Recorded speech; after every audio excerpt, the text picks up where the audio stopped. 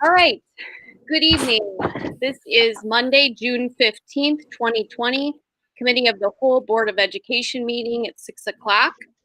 As I call the meeting to order, I need to read that Governor Pritzker recently extended the disaster declaration related to the COVID-19 pandemic for all Illinois counties to June 29th, 2020.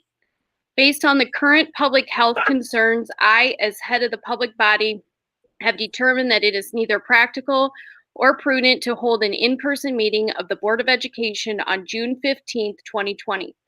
I have further determined that it is not feasible for the public to be present at the public body's regular meeting location due to the health concerns related to COVID-19.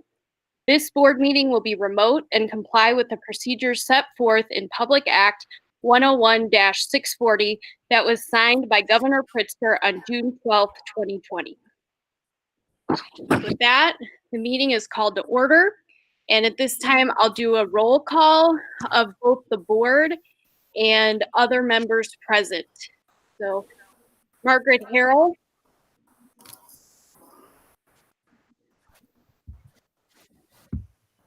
Margaret? Present. Okay. Sorry. Hiren? Present. Courtney Troutman? Present. Jim Collins? Yep, I'm here. Kris Kaczynski? Present. Beth Hessler? Present. Okay. Dave Moyer? Present. Chris Walton? Present. RJ, sorry. Closby, present. Oh. Who else? Scott Gren? Present. All right. Did I miss any? Jenna Ernst?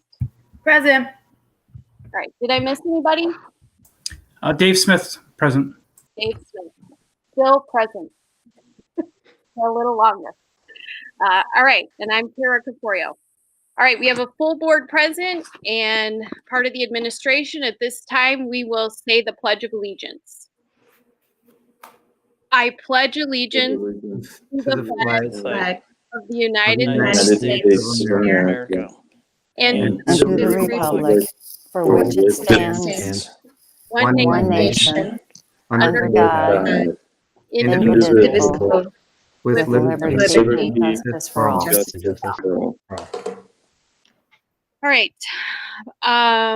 Public comments. Public comments could be submitted in writing prior to the meeting by filling out the form found with the agenda. Dave Smith, just to confirm, were there any other public? There were no public comments last I checked. That is correct. There's no comments. Okay. So with that, we will move on to our discussion topics, which are in regard to the budget. This is best described as a touch point for the board with COVID-19 and wanting to just make sure we're being wise and prudent and understand where we are. So I think with that, our first agenda item is tax collection and budget update. So either Dave or Kris. So can you pull up the May and June taxes for the last 6 years? So this document shows today we received $27,412,579.68 from DuPage County. On June 1st, we received $34,745,623. May 13th, we received $2,107,949. That totals $64,266,151. That is 50.84% of the total tax extension. Last year, at the same point in time, we received $61,873,764, which was 50.65% of the total extension of 122, 167, 725. So our collection percentage through May and June at 50.84 is slightly higher than last year's percentage of 50.65%. And we received about $2.4 million more than last year at the same point in time. So this was with the county allowing taxpayers that were harmed or were unemployed or were harmed by the pandemic, the extension where they wouldn't have had to pay a penalty if they did not pay until September. It didn't have an impact on our tax collections. So that was better than expected from a cash flow timing standpoint. So did any board members have any comments related to the May and June property tax collections?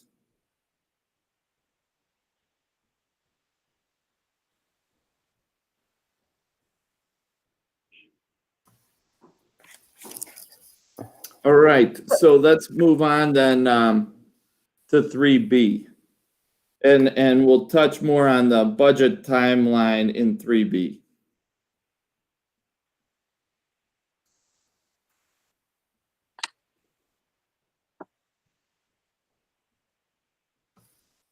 Kris, this is Karen. So, oh, sorry, I was going to say while this is being pulled up. So basically, we have not seen a reduction. No, and we did just, in addition to the good news on the property tax collections, we did just get in another quarter mandated categorical payment that I guess I really wasn't expecting to get at this point. I was pleasantly surprised that we did get a payment from the state of about $1 million this week. So that was good news as well. So I do think on the revenue side, we're looking like the fiscal year is on track. Yeah, so all the things that you're looking up month to month, year to date, we're on track. Right. Okay. Yeah, which is actually really good news. Wow. So just today we got the mandated categorical. Okay. Yes. That's so, great. Good news there as well. Now, this next item is for next budget year. We have reduced consultants for next budget, $136,500. We have reduced overnight travel and professional development, $140,800. We put in professional development because that is the conferences or workshops, as well as the travel totaled $140,800. We were planning in budget 2020-21 to do fourth grade furniture. So we're going to put that off, and that's $336,000. The technology is dependent. That's about the displays, so that's dependent on the board discussion related to technology. If we move on to the next slide. Can we ask questions on that slide, or do you want us to wait? Kara, I don't. Why don't you have him do both slides and then we'll come back. Okay. So the next slide just talks a little bit about the budget timeline. This is actually, this budget timeline is for the following year, because we're late in the game to really do any significant staff budget related items. And so the 21-22 timeline starts with the enrollment projections, which are based on the October 1st or September 30th enrollment numbers. we usually do the enrollment projections mid-October. Then we have the estimated levy. So the thought process is that in November 2020, we would meet to discuss the administration recommended budget control measures. The summer maintenance projects for the summer of 21, we always do those in November, December because they need to be bid out. So we need to make sure we understand what we're doing in order to bid that out in the January, February, March timeline when we do bidding. December, we do the final levy. We have enrollment staffing due December 31st. The secondary, that's for the elementary. Then we do the secondary staffing due January 31st, as well as the special ed and EL staffing is due January 31st. The administration has staffing meetings in February, and then the reduction in force deadlines are in March. And we usually do, for the last few years, we've been doing the 5-year projections after we have a better idea on staffing. So then that has been happening this year. It happened April 3rd, or so late March, early April, we do 5-year projections. Okay. All right, so you had a question, Karen? Yeah, so whoever's doing the slides, can you go back a slide? Off the top of my head. So thanks, Kris, for the clarification on what we meant by professional development. So it's not all the professional development, it's just those conference type professional development? Well, the plan is that we would still have some professional development in local workshops and that sort of thing. So this is, we've cut a lot of the building travel budgets and the administration travel budgets in half, and then we cut more of the professional development travel budget by more than that in the L&T department.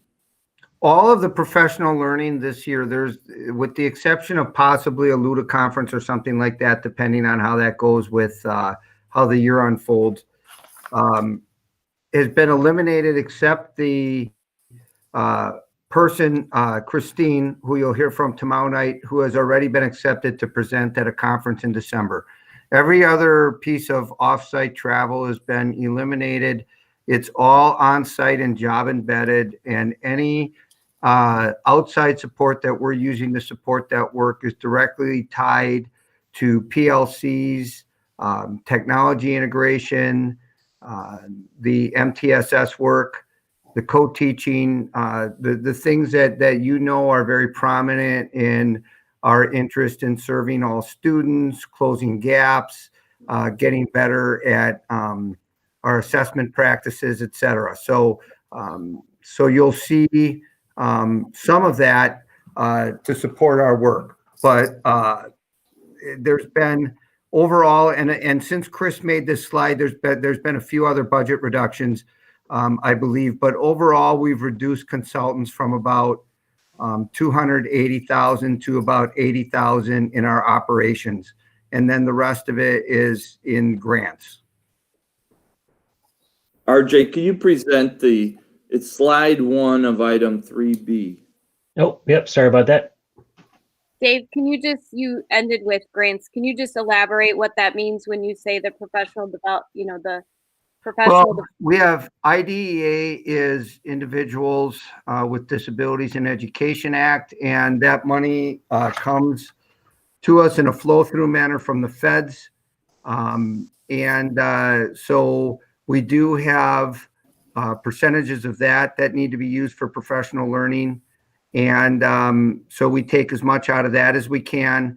The title grants from the federal government, Title I and II primarily, Title II is all professional learning. Title I is for poverty, index to poverty. And so various professional learning activities can be associated with that if it qualifies. So we've always tried to put as much into the grants as we can, and we still do. So we've reduced everything that we've reduced has come out of operations. There's still a little bit in L&T that we couldn't get in the grants because our Title II was cut so much, and we felt that it was directly related and important to our goals. So thanks for the clarification on the grants and the professional development, and so that we are communicating that we're still working on the classroom environment and student achievement. So that's all good news. Does that also include, meaning we'll continue the professional development that is under D205 University? Yes, those classes, Yep. Okay. classes will still be offered throughout the year. Okay. So the second and last question that I had was a little bit of clarification around the consultants. And here's two pieces that I'm thinking about is just like you did for professional development, kind of give us a sense from a consultant standpoint, because I know that we signed a couple, two on the top of my head anyway, consultant contracts. So I'm wondering the status of that.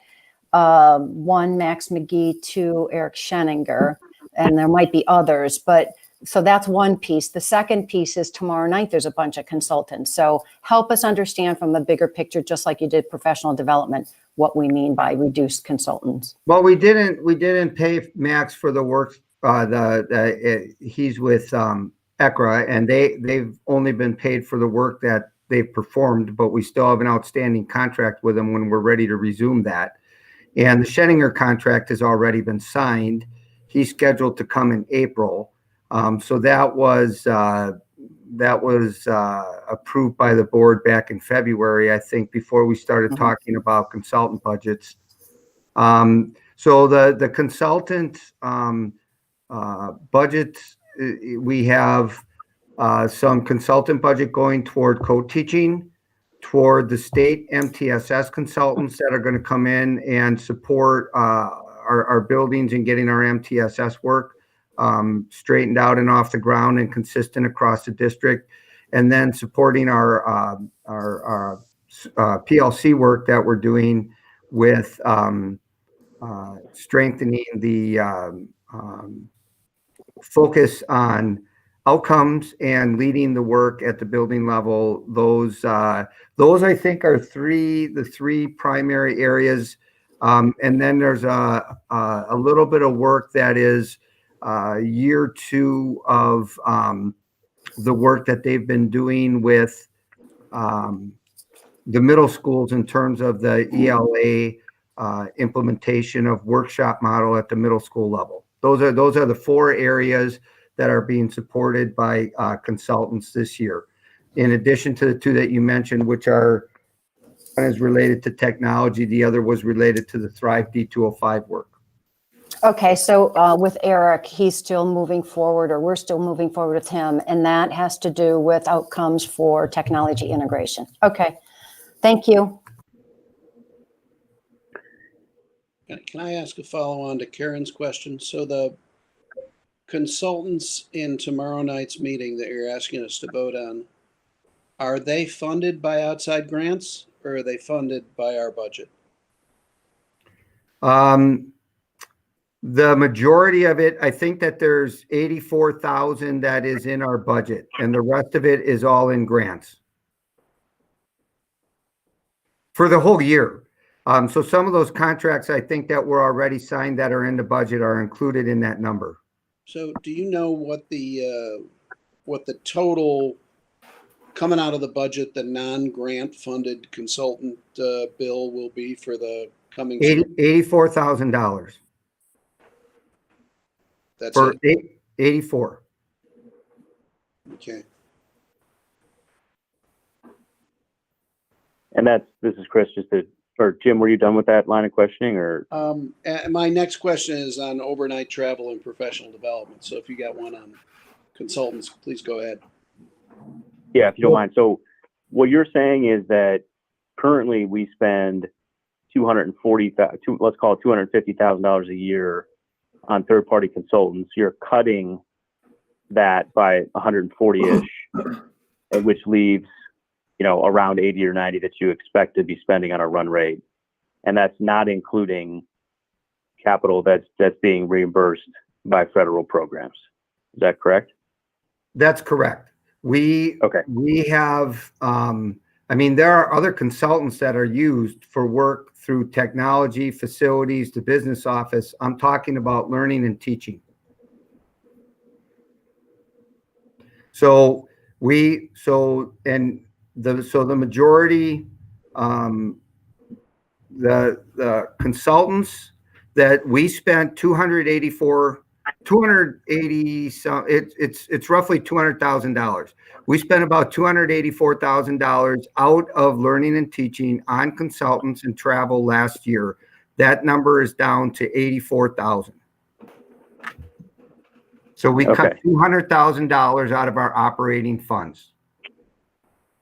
Okay, got it. And then on top of that, you're utilizing, so that's not our utilization of consulting services as an organization. That's in one part of the organization, correct? It is in the areas related to special education and the instructional program. The Title II money, for example, or IDEA money, if we don't spend it, we lose it.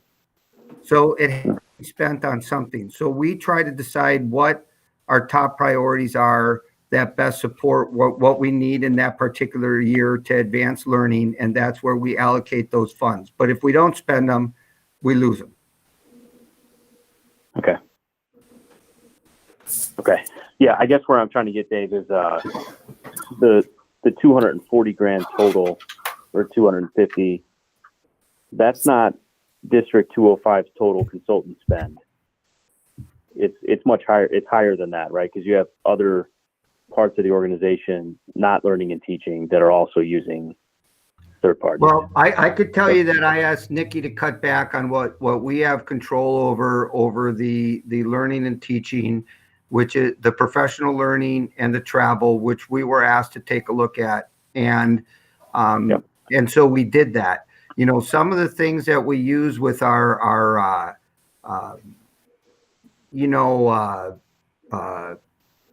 the cloud, the web-based Power School. Kris, I can't go line by line and tell you, how much we have for the consulting in areas that don't relate to learning and teaching. I don't know the answer to that. Okay. Yeah, understood. Over time, I'm sure we'll get there. But I think relative to the scale of what you all opened up for analysis, I think that it seems like a good faith effort to me to tighten the belts a little bit. So thank you for that. And then, sorry, Jim, you had a question on travel. Yeah, before I get to my question on travel, I guess a comment about consultants in general is that when you look at our district and what we spend on administration per student, there's only, out of 1,000 school districts in Illinois, there's only 7 that spend less than we do. So to compensate for that, I would expect that we need to hire some consultants from time to time to fill in where we don't have the full-time staff. And that's prudent to do so. So my general comment about consultants. And then my question about overnight travel and professional development. So we're reducing that by about $141,000. And that leaves us with a budget of what for the school year?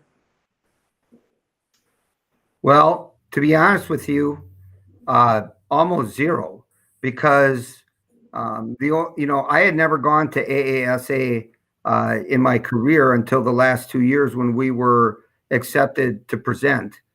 And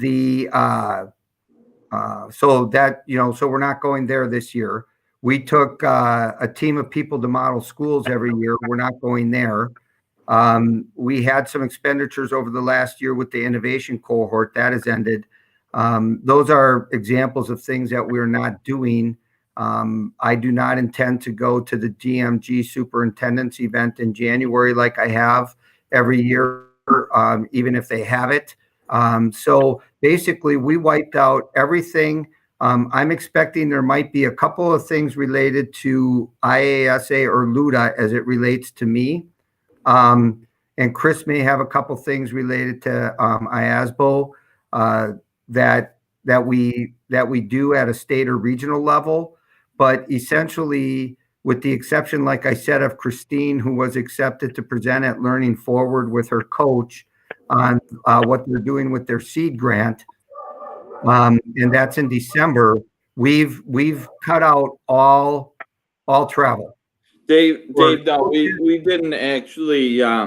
We left the buildings with 50% of their budget. So we were at last year, and I'm adding up all of the travel budgets across the district, we were at 400,000.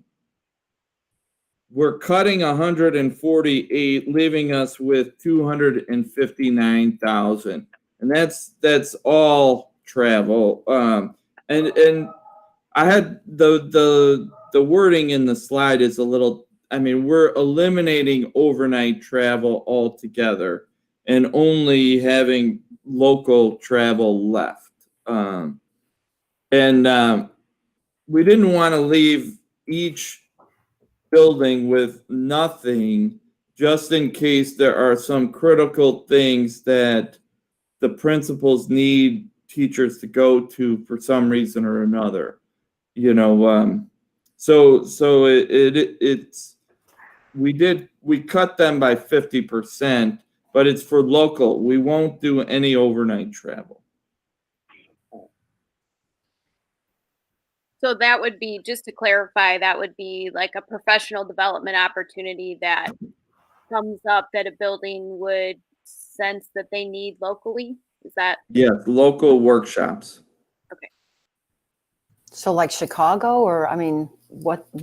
Usually there's some in DuPage County. Okay. We have a lot through the ROE, and sometimes the Midwest Principal Center will bring in some of these people that are related to some of the work that we're doing. And they may want to send some people from their building leadership team to something that's in the suburbs.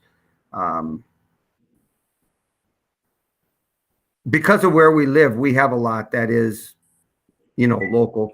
So we are fortunate in that regard. And it includes the cost of substitutes. If a teacher has to go to a workshop, the travel budget includes substitutes. And is there anything that you cut that you feel will have a material adverse effect on our students? I personally think that some of these things that we've done with getting people to understand the organizational philosophy about some things, when we've taken them to for example, the regional DMG follow-up in April. You know, the model schools work that we've been doing with Daggett and McNulty and Scheninger, those things I think have had an impact, but nothing under the current circumstances that I don't think is reasonable to say that we take out for a year or two until we feel certain about being able to move forward with a healthy budget that doesn't include having to make a lot of adjustments that directly impact the classroom. I mean, the technology department travel budget went from 31,000 to 16,000. That's for all of the technology staff to go to workshops. Obviously, technology changes all the time. You need the technology staff to stay current on things. You know, the facility staff budget went from 18,000 to 9,000. So that's all facility managers, maintenance, skills for all the skills related to facility staff, workshops, those kind of things, cut in half. I mean, just all of the departments got cut. So it's hard to say what kind of impact that will be. So how do we measure that then? I mean, to keep tabs on. Well, I mean, if there's an emergency, not emergency, but if there's a situation that's deemed essential that isn't in the budget, then we have to get authorization from Kris to override that budget line, and we may have to make adjustments somewhere else and try to make sure we come in at net zero. I'm sorry, what I meant is, to Kris's point, is there any adverse, side effects? And I guess what I'm planting the seed is that I think that it's wise for, all of the people who are running those departments that are cut to keep an eye on, how does it impact, how they, the outcomes, and, to keep tabs on it so we know. Yeah, I think I would surprise. suggest on both the consultant spending, because the comment that Jim made is I agree with that. Sometimes it's both wise and appropriate to use third parties to help fill in with work product. My goal was to make sure that that it was re-scrutinized. In many organizations, that sometimes that stuff can go several years without getting a fresh set of eyes. So that was my goal on consultants. And I think with regards to missed conferences and the like from a travel perspective, as well as reduced budgets for consultants, I would suggest having folks report back to us in 9 or 12 months time on what they learned from having it reduced. If they felt like it did have a negative effect, if they learned that they decided that actually they were attending the wrong thing and they learned about something different, that would be better, et cetera. So I think if you just set a timeline and have folks report back to us, that would be helpful, in my opinion.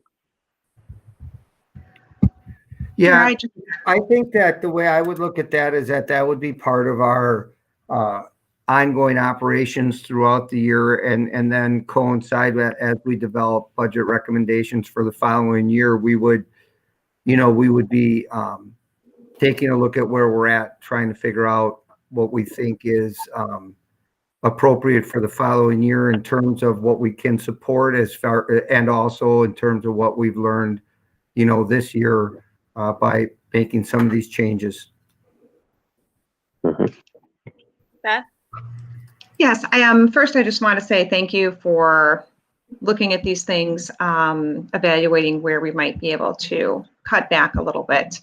I appreciate that we've left some of those funds for the buildings, because I think moving into next year, not really knowing exactly what the needs are going to be at this point in time, there may be technology pieces or other things that our teachers are going to need for support that we will still have wiggle room there to look into some of those things. So I appreciate that we left that in there.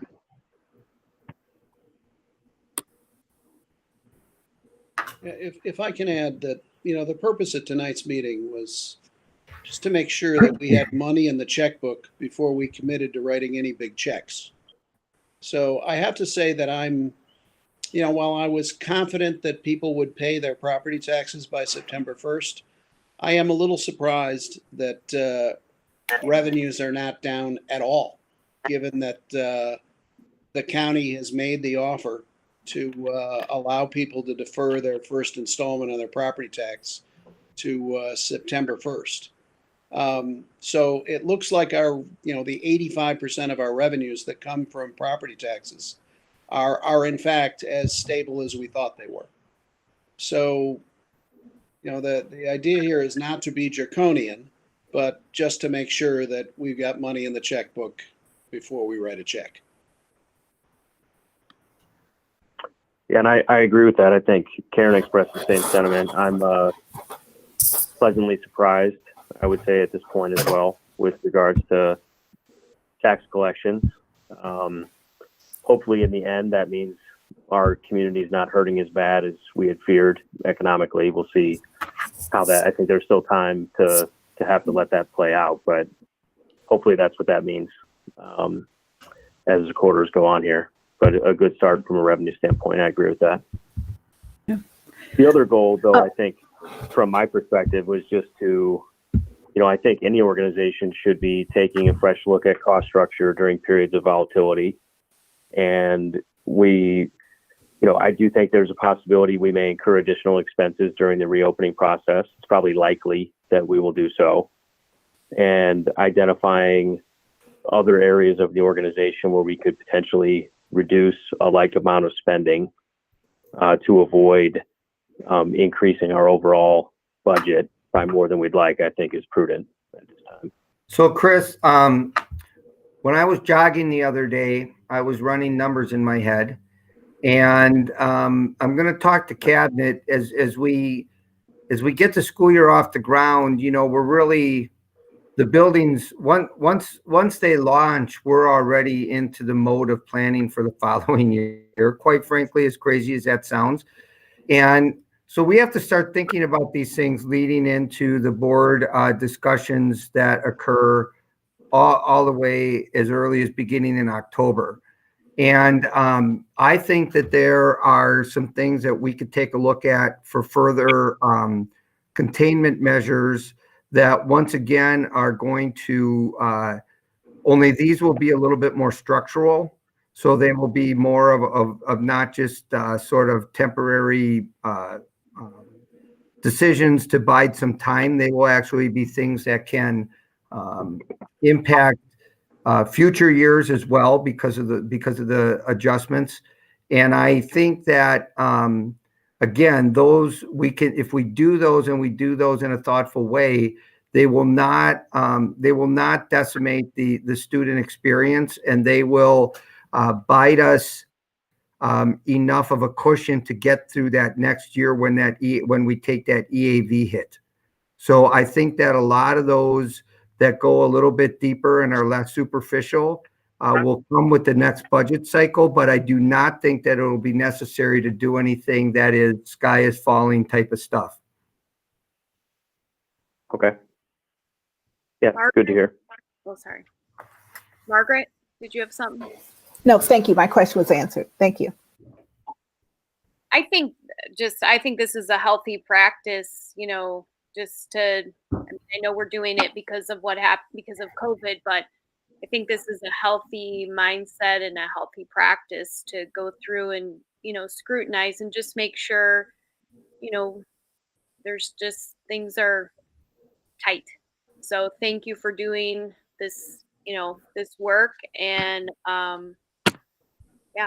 does anybody else have any questions about this?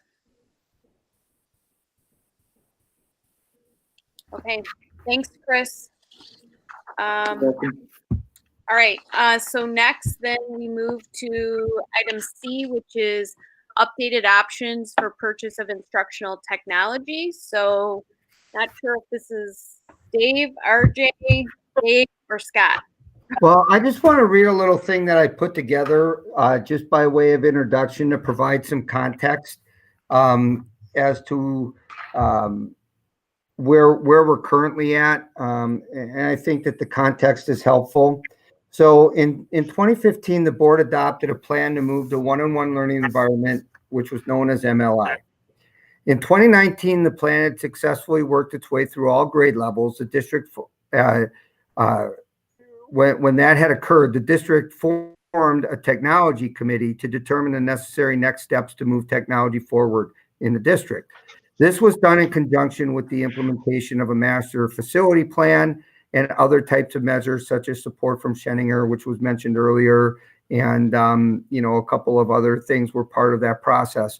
But the technology committee was designed to try to help us chart a path forward beyond our MLI investment. So each year the district has a finite amount of money to spend, and the administration recommends the resource allocation strategies that it believes best supports learning. So in April, when the administration presented the recommendation that it did in the area of technology to purchase the interactive flat boards or flat panels to replace the aging projector systems across the district, that was kind of part of our ongoing normal operations. In light of the current situation that came upon us, the board asked us to bring back the discussion or bring it back for further discussion in June. So tomorrow, the board's going to be asked to make a decision on what level of support it deems appropriate for 2020-21 budget. And so it's on the committee of the whole meeting tonight for discussion. And the way we look at technology in the district, we view pedagogy as the driver and technology as the accelerator for learning. And when used properly, technology can enhance learning in ways that other traditional approaches cannot. So we're not trying to say that in and of itself it's the answer, but we do believe that it is a big part of moving us in some of the in the direction that we've set for our instructional program. And so what I'm trying to do this year is to continue to remind everybody at all stops and bring every conversation we have back to some of these principles, which are personalization of learning, feedback, rigor, and student engagement. And as we improve our ability to integrate technology into our classroom systematically, which includes the interactive flat panels that were, part of the recommendation, as well as many of these other things that we're doing, we want those four concepts to continue to be at the front of everything and foremost in every student's classroom experience every day. So when we hired RJ, he kind of separated himself from the other candidates during the interview process because of his deep knowledge in the area of how to utilize technology to improve student outcomes in some of these areas that I just mentioned. So when I turn this over to Scott and RJ to review these options, they will hit and explain on some of the educational implications of these things so that we have the context of this being, which the goal of the technology committee was moved to a shift from the idea of devices, but to truly leverage our investment and our technology in things that impact student learning. Also, part of the technology committee was to coordinate the work of the master facility plan and the infrastructure and all of those kinds of things as well. But one of the things we did learn through this process is that, we do have the devices. The steps that we need to take have to do more along, how do we get the return on this investment and have it be manifesting itself regularly in the classroom, have our teachers have the capacity to know how to use these things for the purposes that I described. So inherent in what Scott and RJ talk about in terms of the options themselves, they'll be referencing some of the things that have to do with the instructional capacity that we're trying to build. So RJ, go ahead, or Scott, or who's ever starting. Sure. Thanks, Dr. Moyer. Hope everyone is doing well. Are we going to present it all here with the memo? Is that a possibility, RJ? Awesome. Yes, it is. Thank you. So I will start off just sharing out that this challenge has been helpful in that we've had an opportunity to sort of coordinate the work of the transition between Dave Smith and RJ and myself, and trying to mesh technology and learning and teaching even more. So if there's a way to sort of look at a bright side here, it's been a great obstacle for us to work through and try to figure out together. A lot has happened, as we all know, in March, April, and May. Significantly since we last presented in April, as Dr. Moyer pointed out. So hopefully tonight you see a fresh focus here in what we are trying to do. The word scrutinize was used earlier, and we've definitely been doing that as well, to our initial plan as well as future thoughts along the way. What hopefully you will find in this proposal are a series of options. We tried to really make this flexible. So thinking about some of the unknowns with COVID considerations being taken into account, we are looking to still maintain and advance the strategic plans with our technology, specific to the instructional side of that. So as a reminder and some context building with some of this work, the display pilot involved a survey of all the staff. We had 12 teachers at the K-5 level piloting the different devices.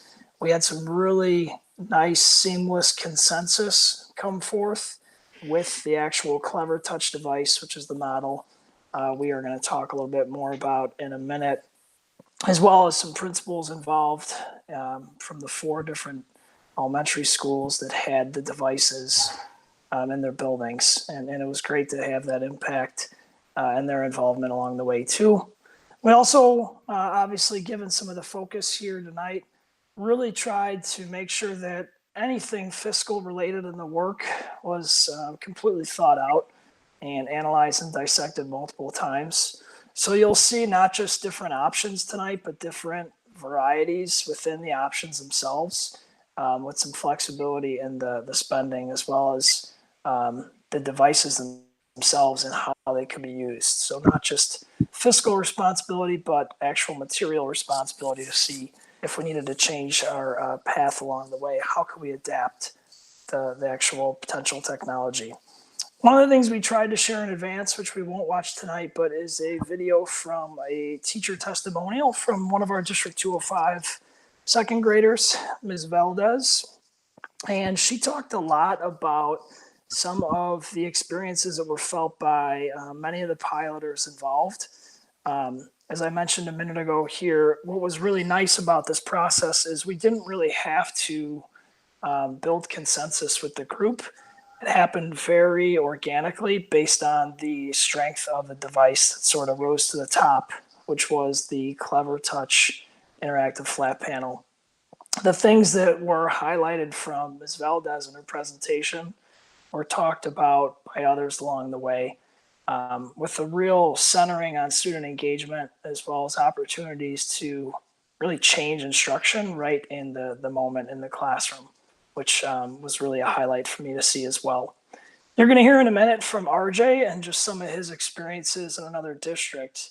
And I'm excited to sort of hear, that firsthand account as well. But we're looking forward to sort of hearing your questions tonight and trying to walk through the different varieties of options we're going to put forth for you to think about.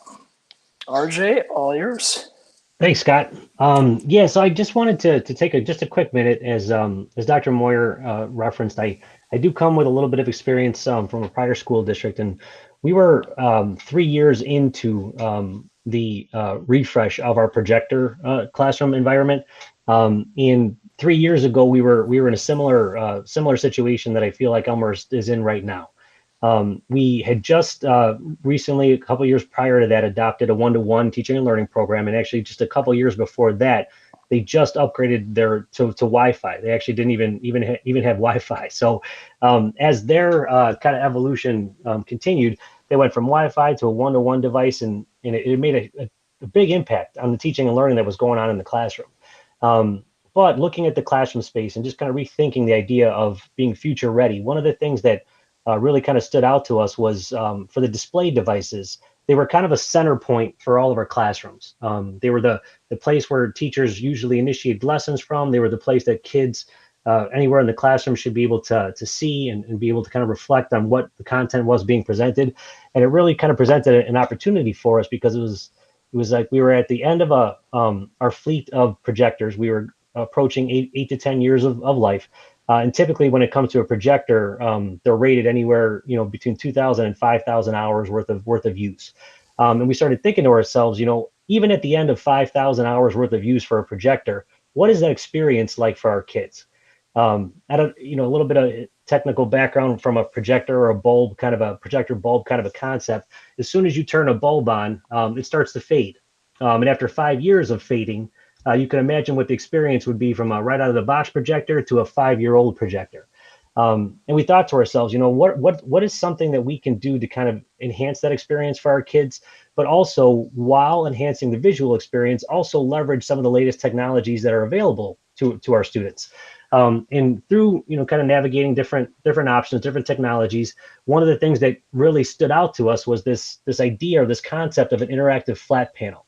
We all know what a flat panel is. We have them in our houses, and we know what a better viewing experience that is compared to a projector that we've seen in a lot of our classrooms. But we said, this is great, but what else can it do? What are some of the benefits that it can offer? And just kind of looking at that and kind of looking at different models and through the concepts of what an interactive flat panel could do for a learning space comparatively to a projector, an interactive projector, it really started to kind of surface to us that, man, there's a lot that interactive flat panel can do that we currently can't. And from various conversations that I've had with colleagues, I try to break it down this way. So looking at the learning modalities that we try to support our students with, kinesthetically, visually, auditorily, and tactile. We can support those modalities in a lot of different ways. When it comes to kinesthetic, creating project-based learning activities that students can get up and move around the room. Visually speaking, we have our projectors that the students should be able to see from different areas of the room. Auditorily, giving students choice if they want to hear a teacher or if they want to see a video and listen to that. And then also that tactile idea, how do they interact physically with the lesson, with the objectives that they're trying to achieve. And the interactive flat panel did all of those like our current classrooms, but it brought it up a number of notches. So for example, looking at a projector screen comparatively to an IFP, which has a 4K, beautiful, brilliant display, it was a significant difference that we learned from our kids right off the bat. It was something that our kids, when they went home from school, looked at flat panel technology and enjoyed that. And when they came to school, looked at a projector, or an old dated projector, and what that actually meant for them or what it felt like for them. We looked at tactile, like from a traditional classroom perspective, teachers would need to really create and develop ideas for how they were going to support the tactile learning of our students in traditional lessons, traditional learning activities. But with these IFPs, you could have 20 points of touch on them, which means you can have one kid, but you can have multiple kids come up to the board and interact with content, both visually and just auditorily. There's a number of different options when it came to that. And then we modeled it, we demoed it, and then we actually decided that we were going to slowly start purchasing the IFPs and start rolling them into classrooms.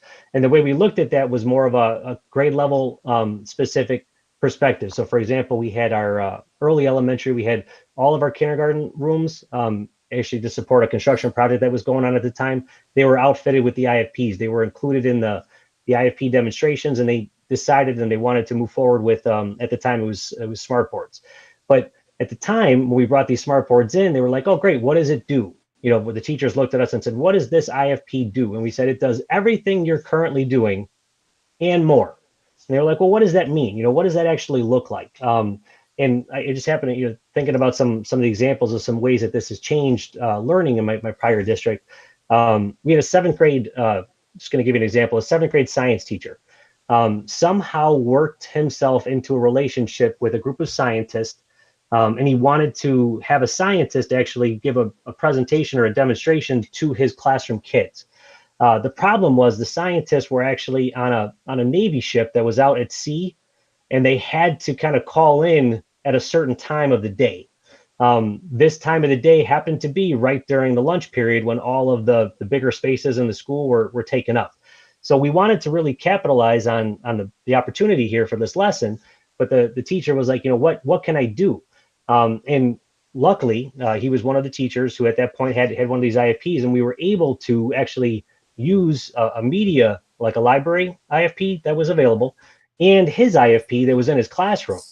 We pulled them together inside the library, and we completely turned the library space into a new learning space. We had the entire 7th grade in, which would allow us to actually have a video camera up so that the scientists could speak to a certain group of students, but we could connect the IFPs together almost like a daisy chain to expand the library space to really pull in more kids, multiple more kids.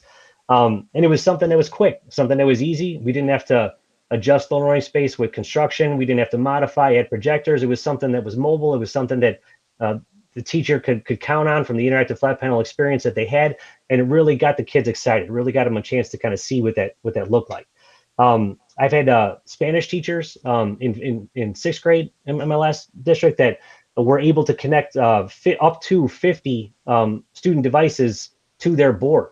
So when it came time to actually sharing student content with their classmates, it was easy. It was seamless. All the students connected via the app that was built into the IFP. The teacher literally just checked one or the other, whichever student models that she wanted to show, and she was able to do it just seamlessly. I happened to walk into classrooms just in different reasons and happened to see some of the students interact with the interactive flat panel. So for example, I happened to walk into, I got a call that one of the teachers was out that day, and the substitute was there and needed help. For some reason, one of our tech support specialists wasn't there. So I got a phone call. I walked over to the classroom and just asked, hey guys, or hey boys and girls, what's going on? And the substitute was like, hey, I'm looking for this lesson. And before I even let the substitute teacher finish explaining the lesson, I stopped and I looked at the kids in the classroom. And I just said, boys and girls, I'm looking for the lesson for today. Does anyone know where it is? Can you guys show me? And literally, if not all, maybe 90% of the hands went up in the air. I just selected a random student that I didn't know. And that student walked right up to the interactive flat panel, knew how to touch it, knew how to navigate it, knew how to open up a folder, knew how to click on a link. And instantly, the lesson was back on. The substitute took a big sigh of relief and was like, oh my God, thank you. And the students just kept working because it was part of their workflow. It was part of their routine that they just knew and they just understood. And it was a light bulb moment to me, because those kind of experiences I've never seen happen in a traditional projector model classroom. It was something that it was exciting to me to see from an administrative perspective, but it was also just as an educator and a person who was little kids and who loves seeing students learn. It was something that I had never seen before, that the students themselves took a piece of technology that was so intuitive, but literally made it their own without the teacher even in the room. I mean, it was special. It was something that I really, after seeing that, I was sold up and down on the idea that interactive flat panels can make a difference and do make a difference for the learning experiences of kids. So anyway, looking at it, this idea, I know that it's a big ask. I know it's a lot of money, and I respect that, and I honor that. So this is a big decision and a big choice for the board, absolutely. But from a person who has some experience with it, and from a person who's kind of seen this momentum continue, moving along that shift of one-to-one devices to what can we do with the one-to-one devices to great, what can we do with learning spaces now? How can we be flexible? It does offer a lot of opportunities for our kids. Nice.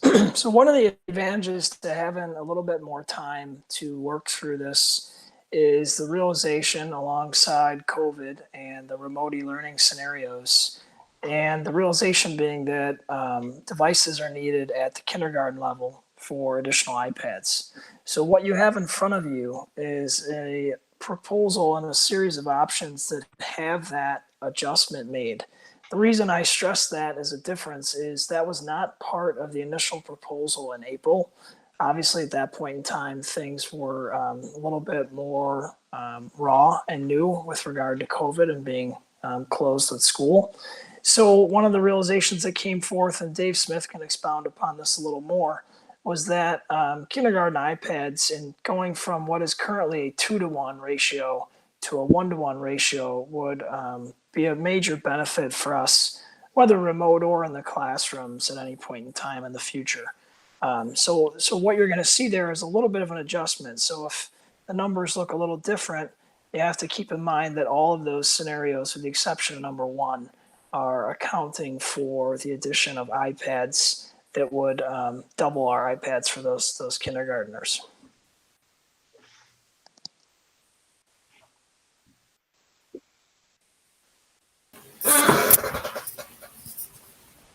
Is it time for questions, or Sure. Yeah, we just wanted to kind of put the proposals out. The second page, which we can, leave it on this for now, because I think the overview is a little bit more digestible. But we just wanted to sort of throw these options out and sort of answer what questions we could have and sort of walk through, what the difference is from each to the next. Thank you, because this is Margaret, and that was the question that I had. I was trying to, if you could walk me through the difference in the basic versus the limited and the complete proposal. I understand the number of devices that it will mean, but how does that work in the classrooms? Sure. Great Margaret, question. before they do that, let me also say that the item is on the agenda for tomorrow's board meeting, but the recommendation is not included. So what we're trying to do is figure out what motion you want us to have for you associated with that agenda item tomorrow night. So part of walking through these options and making sure that people understand them is so that we can create whatever motion the board wants for tomorrow night's board meeting. Thanks, Dave. And Dr. if Moyer. I could just piggyback on Margaret's question, because mine was a two-part and Margaret's was the first part. While you're walking through what these devices do in the classroom, can you walk us through, like you did with exactly how you pointed out, the one-on-one iPads for kindergartners would be incredibly beneficial if we were in an extended remote learning scenario or a blended classroom setting moving forward. How are some of these in devices in option 3, 4, and 5? How can they be utilized in that kind of possible scenario where our students aren't going to be in the classroom 100% of the time? Yeah, great questions. So I'll start us off, and then RJ, feel free to jump in. We can, kind of ping pong back and forth here. Okay. Going from 3 to 4 to 5. So each one of those options includes the deployment of 1-to-1 kindergarten iPads, and we'll come back to sort of the benefits of that, and especially to Courtney's point about the benefits of that, whether remote or in the classroom. One point worth mentioning with regards to just that scrutiny piece that we talked about earlier, being fiscally responsible. With number 3, the deployment of what we're trying to frame here is roughly a ballpark on a price point, and then showing the example of what that price point can do in terms of varieties with the actual IFPs themselves. So for $163,000 and for $400, you can get 43 of the 86-inch or 55 of the 75-inch. That deployment of 163 approximately is about $100,000 less than the initial deployment back in April related to the IFPs. So we've scaled it back and thinking through, what would be realistic financially and responsible, and what would still maintain that momentum. So in terms of already starting to kind of frame out the differences between these, you'll see some major shaving there in terms of costs, but yet you'll still see the momentum of the devices taking place.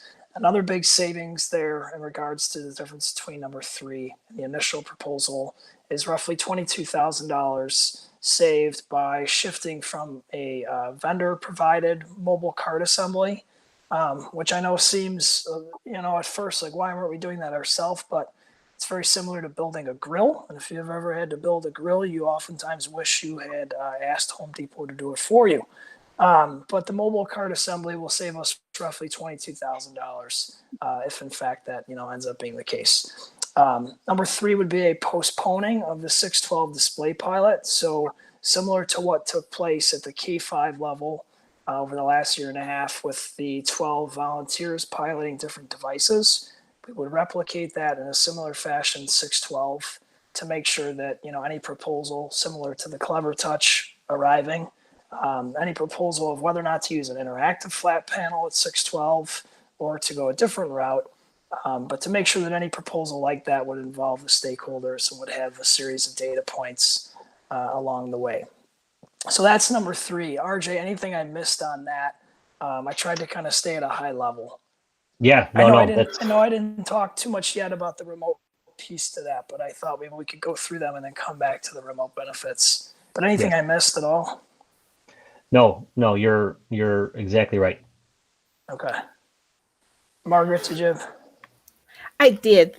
Thank you, Scott and RJ. So when I'm looking here, it says 1 grade level. Can you expound on what that means and that impact? Sure. So initially, back in April, we were looking at, you know, almost 70 devices. And the approach with 70 devices was to be using the tech committee and their input, and this was their idea, not ours. We wish we could take credit for it, but their thought was, why be prescriptive in how you roll this out? Why not work through those that are most interested in taking on the technology in an equitable way that disperses it through the schools and through the grades, so that, you know, those that have the interest and potentially the technical skills take the devices and they run with those devices. And then it slowly builds that interest as the rollout phases in. That's sort of like Seedling's approach. Started with almost 70 devices, but that was $266,000. So if that was to be scaled back, we wanted to sort of provide some context of what 43 or 55 devices would be.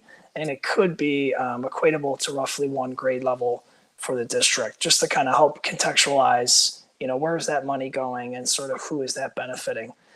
Doesn't have to be rolled out in that fashion, but that might be, you know, one of the different just sort of contextual pieces for you to see, like, what does 43 devices do for us, or what does 55 do for us? Thank you. A clarification. So 1 grade level, are you saying, as an example, all of the second grades in the district would have the option to use this, or is it a grade at every school, like a single grade from every school would have it? So what does that mean? That's a good question. We you know, that could be up for discussion. That's a good thought.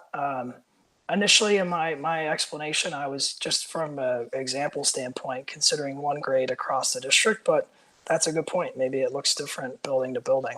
Again, K5 only at that point. But that's a good thought. I hadn't really gone that far yet with that one. Okay, so moving to number 4. RJ, again, stop me along the way here if you want to add on, or if I'm misspeaking. Yeah, no, Scott, I was thinking the same thing with the 1 grade level. It was 1 grade level worth of devices, but just how we rolled it out in the specifics of that would be, as you mentioned, up to kind of what worked best for our schools. So using those similar points of comparison, number 4 is, again, you're going to see that sort of our thinking with that first bullet being the iPads being, you know, a pretty important item, given the, you know, just the volatility of where we may or may not be in terms of the fall, and also just the added value of having that from an investment standpoint of having 1-to-1 iPads in our program for the kindergartners. The deployment would be increased in terms of the proposed funding for number 4. You'll see that, you know, immediately brings up the actual number of IFPs to more like 70 if choosing the 75-inch, or a little less at the 86-inch. You're looking at potentially 2 grade levels at that point in time. And again, to Margaret's point and to RJ's feedback as well, could be, you know, a variety based on the rollout itself. Again, eliminating any third-party vendors for the card assembly. The big difference with number 4 is proceeding as planned with the 612 display pilot. So this would be soliciting and gathering a few volunteers similar to the K5 rollout and allocating, I think, roughly $80,000 for those devices to test out and to pilot and to see, what would work and what would be a potential next step at the 612 level that then would be phased in similarly to the K5 thought initially with the planning. So that's the big difference between number 3 and 4 is the deployment amount as well as the decision to move forward with the pilot at 612 or the decision to postpone that until a to-be-determined date. How many would that be, Scott? Can I just ask that quick question? How many piloters? Is that the question, Karen? For the proceeding, the 6 to 12. Yeah, that's a good question. The amount that we have allocated for that is $80,000. I don't know exactly what we allocated for the current. We had 12 devices for the K5 level.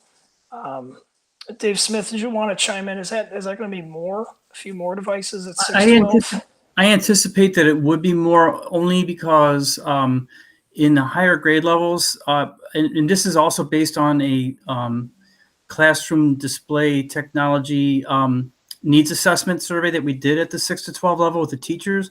There was a higher indication for, or a stronger indication for non-interactive devices at the upper grade levels. So in other words, teachers, again, this is without them having the experience of an interactive flat panel, but the feedback was a larger percentage of teachers were interested in just a larger, crisper, clearer display, but not necessarily interactive. So my thinking would be that we would pilot different varieties of displays and get actual feedback based on actual experience. So in that scenario, you might end up with slightly cheaper displays that you're piloting in some cases, and it might mean, you either get more displays out there to pilot, or you just kind of, the amount spent would be lower. Does that make sense?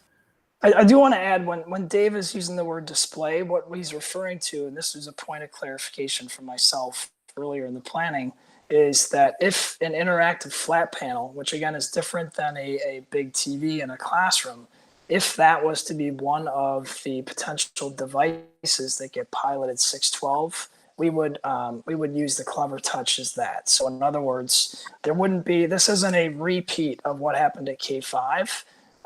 This is actually a similar structure to K5, but with different types of devices, and one of them being the Clever Touch interactive flat panel.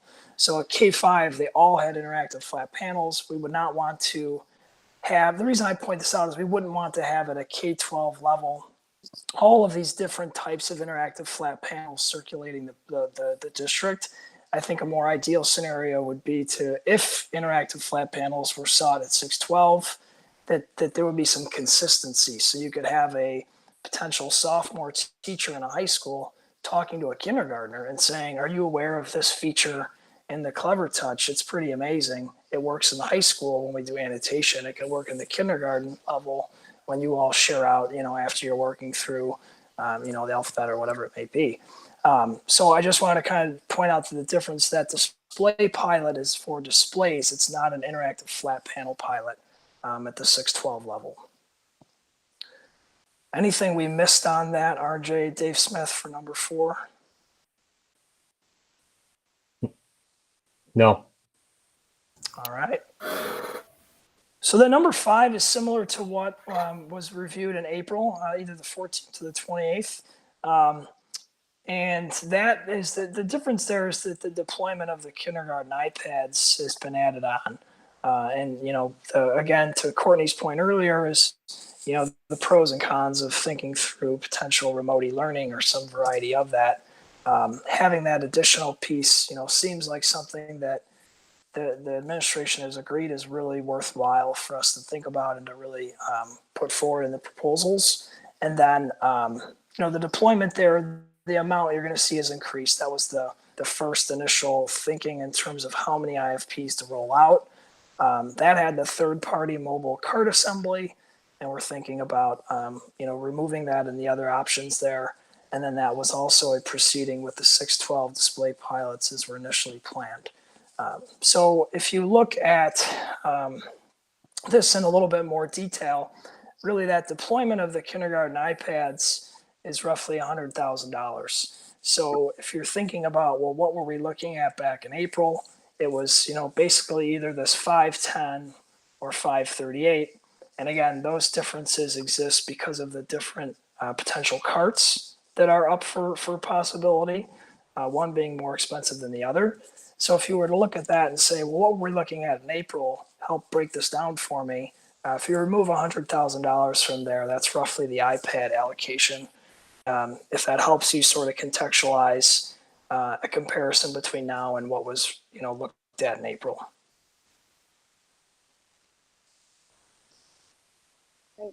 Thank you.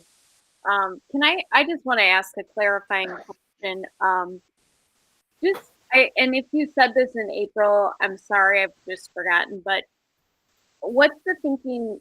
I guess, why did you start the piloting in K-5 versus 6 through 8? Let me just take that. The main reason was because we were trying to create equity across the elementary grade levels to coincide with the build out of the new buildings. So we wanted to have a plan that brought all of our grade levels at each of our attendance centers into alignment over a period of time, so that by the time the construction project approximately ended in about 5 years, that we would then have all of our elementary schools in the same place right around that same time.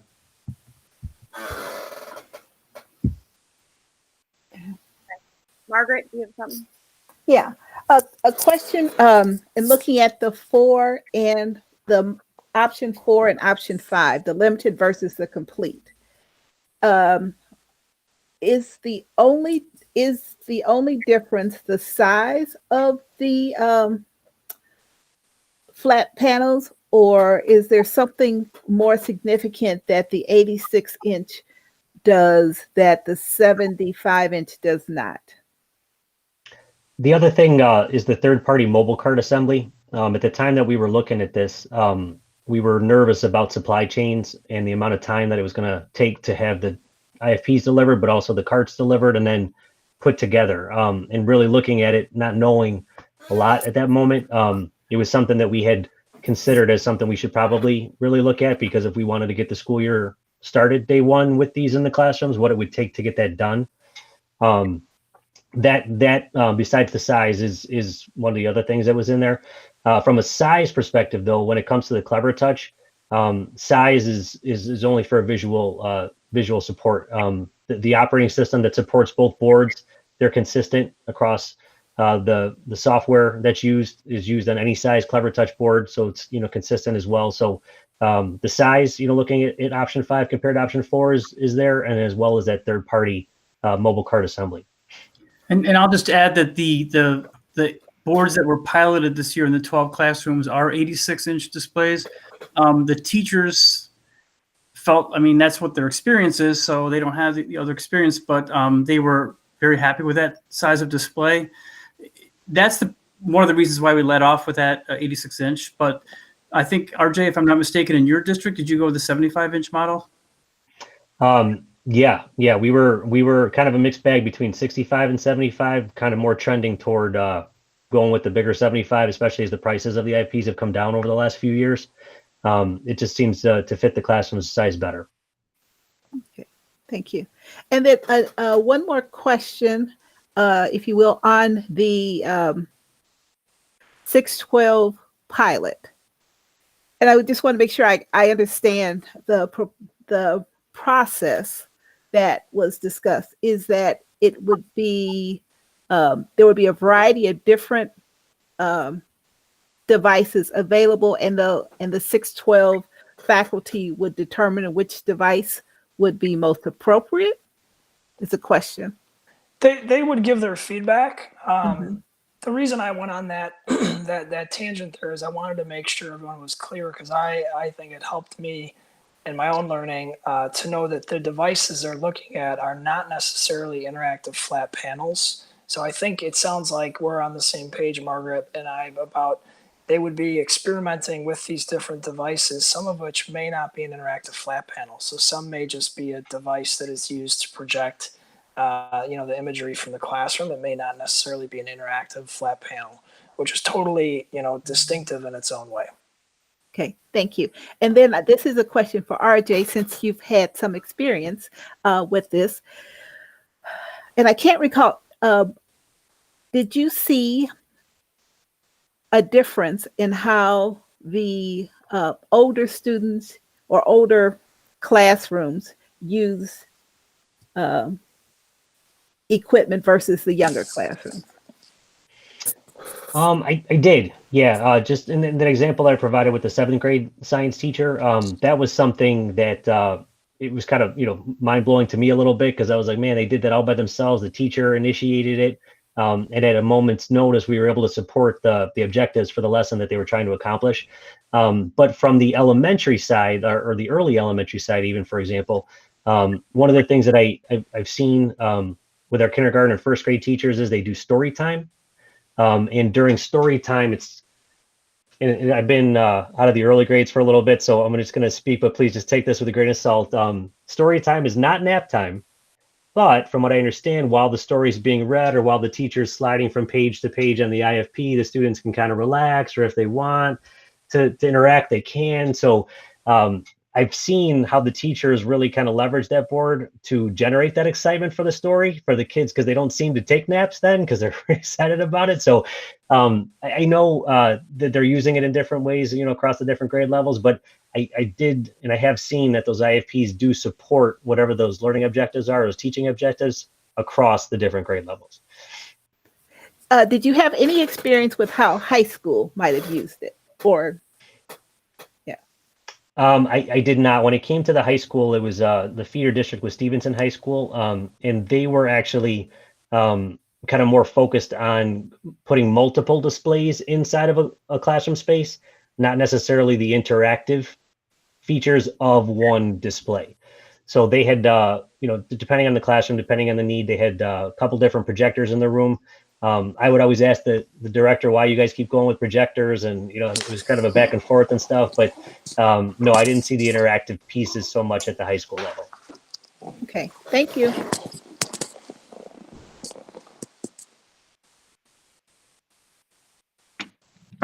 If I could, just a couple follow-up questions. It's Courtney Troutman first, and I will echo Kara's words. If this was addressed during the April board meeting, please, I apologize for not remembering. But the difference between Copernicus and Peerless on the carts, what are they? So the Copernicus cart is actually an adjustable, seamlessly adjustable. It's got a little trigger switch on the actual mobile cart itself. Let's say a kindergarten teacher wanted to have the kids come up and wanted to actually move the cart. They could, with a push of a button, adjust the entire interactive flat panel down all the way till its lowest point, which I want to say is 10 or 12 inches. And then when it came time to presenting, they just pressed the little trigger button and it went right back up. It had a built-in motor. It had a built-in surge protector and a built-in shelving, built-in stage. If someone wanted to come up and present to it, there was a little shelf on the side of it. You just set the laptop right on, plug it right in, and you were good to go. The Peerless carts, on the other hand, they offer that mobility, but it's more manual. So if you wanted to adjust the IFP, you'd actually need to call facilities. They'd have to come on, loosen the screws, kind of get it to a point that you wanted it to be, tighten the screws again, and then, you'd be on your way. There was no built-in surge protector or electricity. There was no built-in motors. There was no built-in stages for people to put their laptops on. So it could maintain the weight of the IFPs. It also provided that opportunity for mobility. But that's where the Peerless carts stopped and the Copernicus carts picked up on. Thank you. Big difference there. So especially for the smaller, the K-5 classrooms, I can see where that would be beneficial. And then Scott, and I just want to make sure I understood, because I'm still trying to wrap my head around how, especially like the iPads, that's an easy one for me, because if we are still remote learning, that gives every student an iPad to have at home for remote learning, even if it's part of the time. So that's an easy thing to wrap around.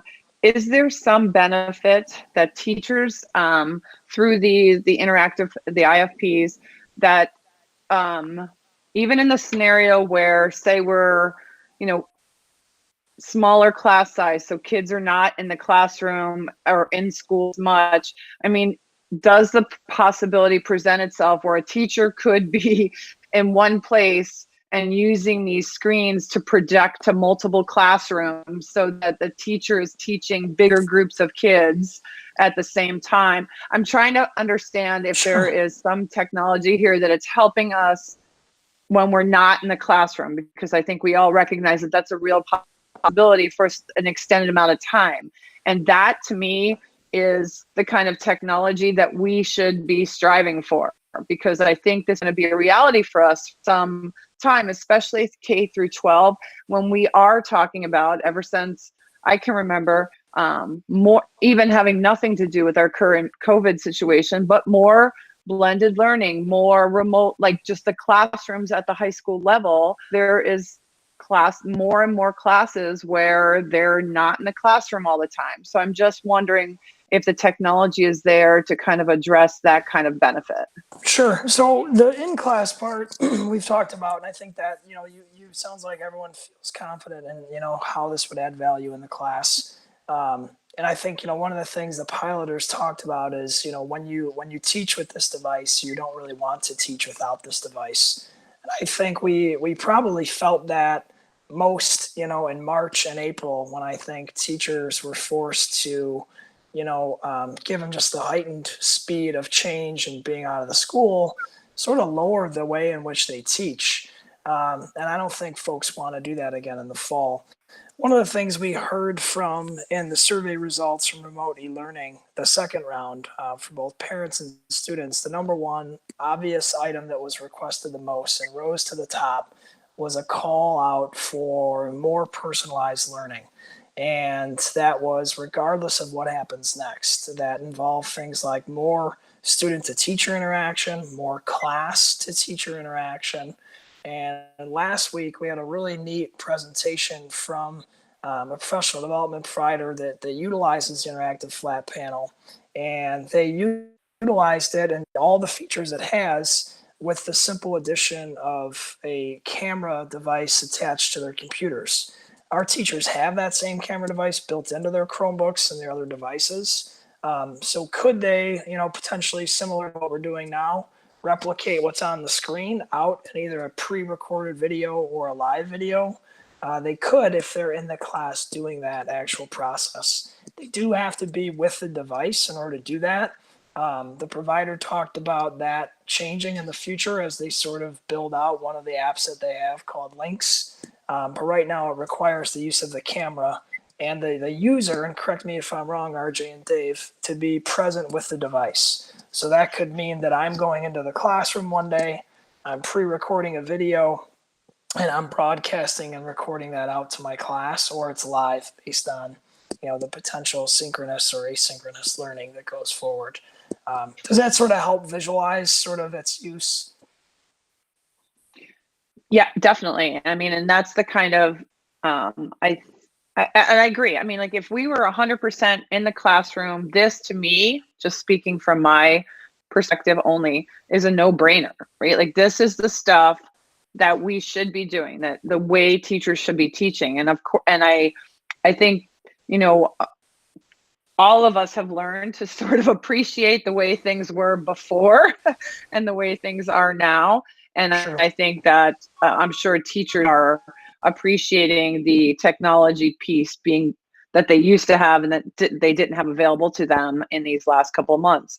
So I just want to know that the technology piece can be used in some form and moving forward, because we all think like remote learning in some form is going to be part of our future, in my opinion. So if you're saying, our schools will be open in some fashion and a teacher can go in there and pre-record and use the IFPs or use the display screens to benefit our students, even remote setting, then this makes sense to me. and it makes sense to commit as much resources as if we can to this. And from what you're saying, Scott, I feel like that's what you're telling me, and you're making me feel good about it. So I just wanted to make sure that everybody understands that if, however we end up, that this is going to benefit our kids no matter what learning looks like come August. Courtney, There or were- Beth.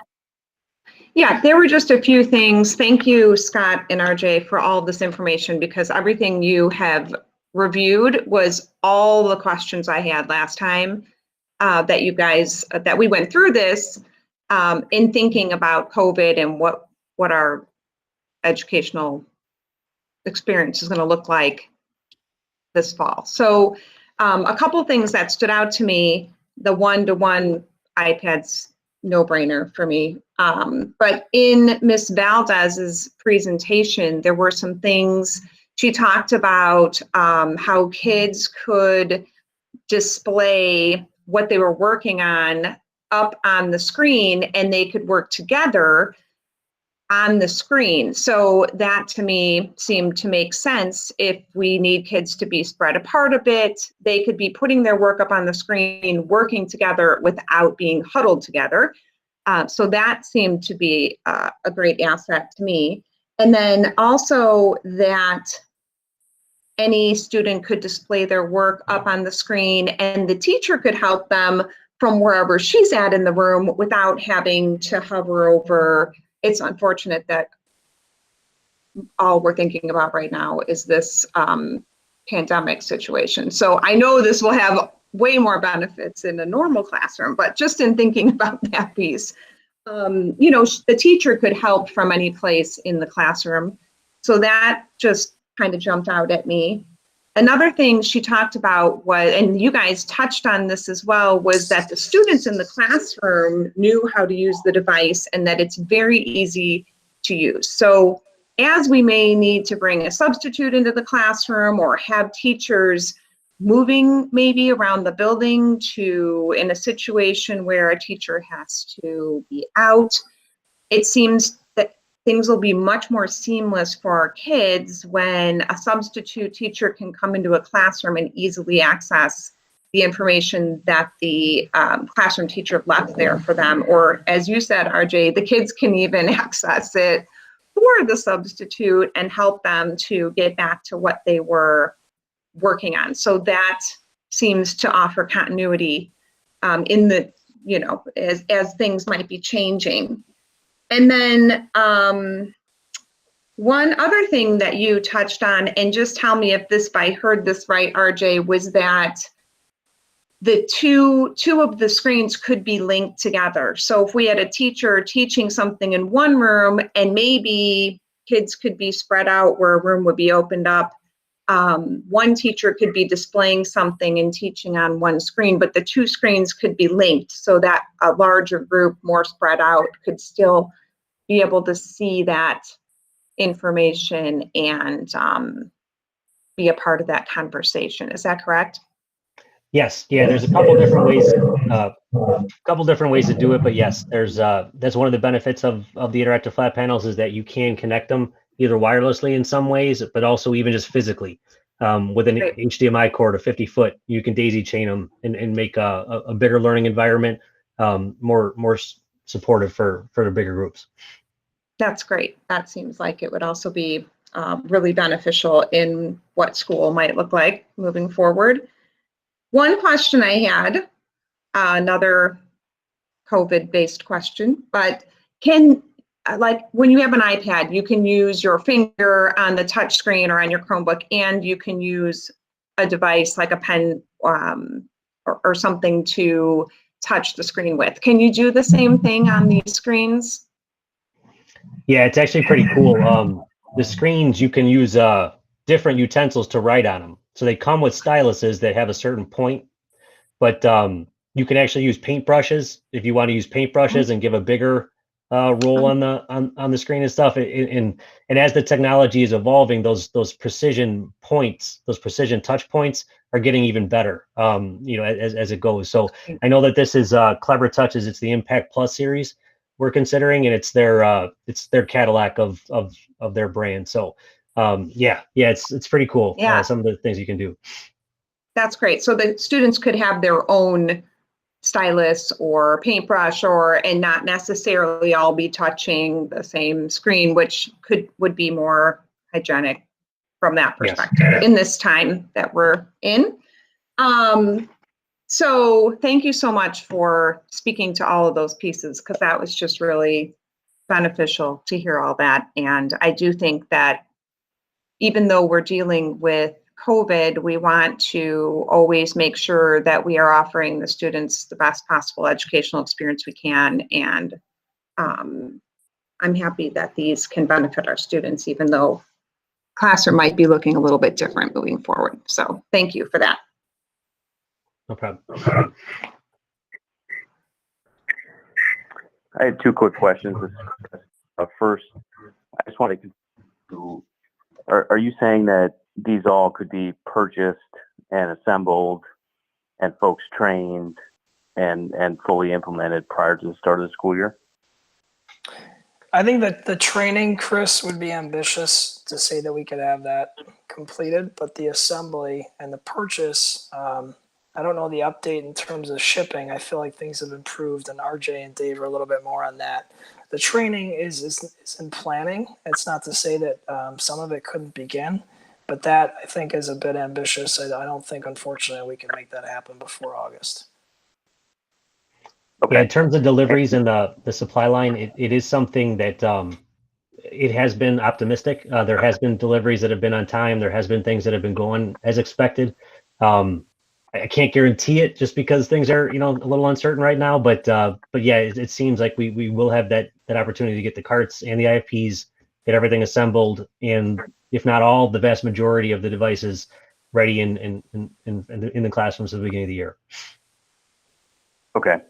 And the comment on training is, I guess that's one of my concerns, because when I think about the feedback that we've received on remote learning so far, which these tools seem like they would potentially be helpful if folks knew how to use them for remote learning, was that there was, I'll say, room for improvement on the level of using technology to interface with students directly, to teach lessons directly, et cetera.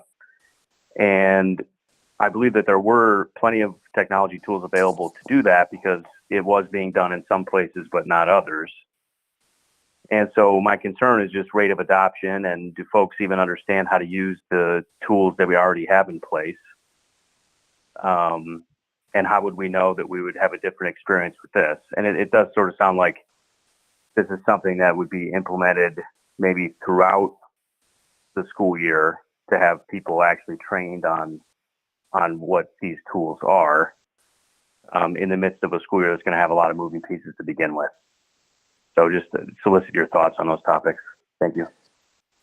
Yeah, I think that your latter comment, Kris, is probably the most accurate, is that this is more process. Obviously, we have a few folks that have a jump start on that, and that, want to get back to those devices. And, I think we could mobilize their immediate expertise with it and learning through it.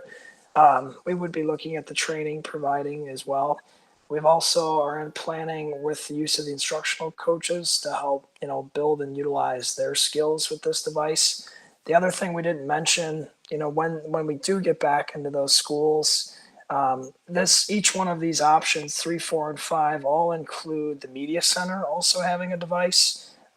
We've had some really strong support from our media center specialists on the tech committee, and they've all, wanted that, the ones that are present there, and want that to be the hub of the building. But I do think the training piece will be a little bit more of a process than it being immediate. Yeah, I don't know off the top of my head what our last big technology investment was in terms of what the program was or objective of it, but how many folks adopted it? Like what percentage of our people in classrooms are using it, and did it have a positive effect, or are we still trying to get people to use it? What's been the experience? Scott, this is Karen. Can you just share what in the people subcommittee part of the tech committee talked about to Kris's point, which really I was very proud of them from the standpoint of understanding what Kris is saying, but saying, that their suggestion was to approach first off who gets it, and it's the commitment and the contract, and then the way that we would stage training that was helpful that they've learned. Yeah, I don't know that I'm the best person to speak to the historical piece, Kris, but to Karen's point about that earlier mention of like the seedlings route, the idea being that in the past we've been, it sounds like more, sort of calculated and rigid in how we'd roll a device out. We're going to start with this grade level and then move it up. The thinking that we had was that if we built that, that desire from those that are either a little more willing or already have a skill set, that it would be utilized more rapidly, and then it would spread quicker because other folks would be able to learn from them. So we're trying to rethink not only who's providing the training and how, but also just the logistical side of rolling things out in a way that allows us to, work smarter, not harder, and sort of building people's not only, skills with it, but just their desire to use it. I don't know about the historical side of the question, though. I'm sorry. I can answer that. I believe that we were pretty ambitious because my first year here was the first year of MLI, and to go to a full rollout in grade 6-12, that was approved by the board, I think, in April of the previous April of 2015, prior to the 2015-16 school year. And we've tried to do some D205 university classes. We tried to do some things on institute days. I wouldn't say that there hasn't been professional learning. Certainly there has. We have many people that are leaders and are leaders in their building and leaders in the district. What we didn't have is a consistent set of expectations and outcomes when we implemented MLI. So for example, when we did the special ed program analysis, we decided what outcomes that we wanted for the program moving forward. But what we're trying to do with some of these other things that we are working on moving forward is establish outcomes on the front end of what we're doing. And when we implemented MLI, I don't know that there were very specific outcomes of what we expected to see in the classroom. And, another area where we can build some of this in is the mentoring and induction program, et cetera. But what we found out with the Scheninger audit is that we were not using technology to its fullest potential in the classroom. And many of the teachers that were not using it in a way that got them to do other things that they couldn't do without it. And so what we wanted to make a commitment to do for this upcoming school year, and this is in our plans, is to take RJ and Scott. When we added the instructional coaches were supposed to be helping us build our technology capacity. But that, we had some coaches that were better at tech than others. So we've got a two-prong approach that we're trying to do this year to realize some improvement. One is that we want to be very specific with our coaches and narrow the focus this year as it relates to technology and get some very concrete expectations of what we want our teachers to be able to do with technology in the classroom, and get our coaches to have the skills to be able to do it or to be able to support it. And so Scott and RJ are going to be working with our coaches periodically throughout the year at their coaching meetings. And then the second phase of that is through the evaluation and supervision process with our principals, is to reinforce those exact same things with our principals so that they can lead it and supervise it, and we can make sure that as we continue to progress, that we're systematically trying to ensure that our expectations are manifested in the classroom consistently, not just with the people who happen to be good at it, happen to have a knack to it, happen to have an interest in it, but consistently across the board with all of our teachers. So we're trying to reflect that into our plans this year. I would say that our professional learning, in all honesty, has been hit and miss in that area.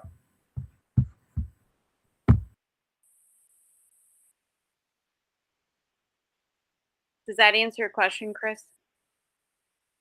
It does.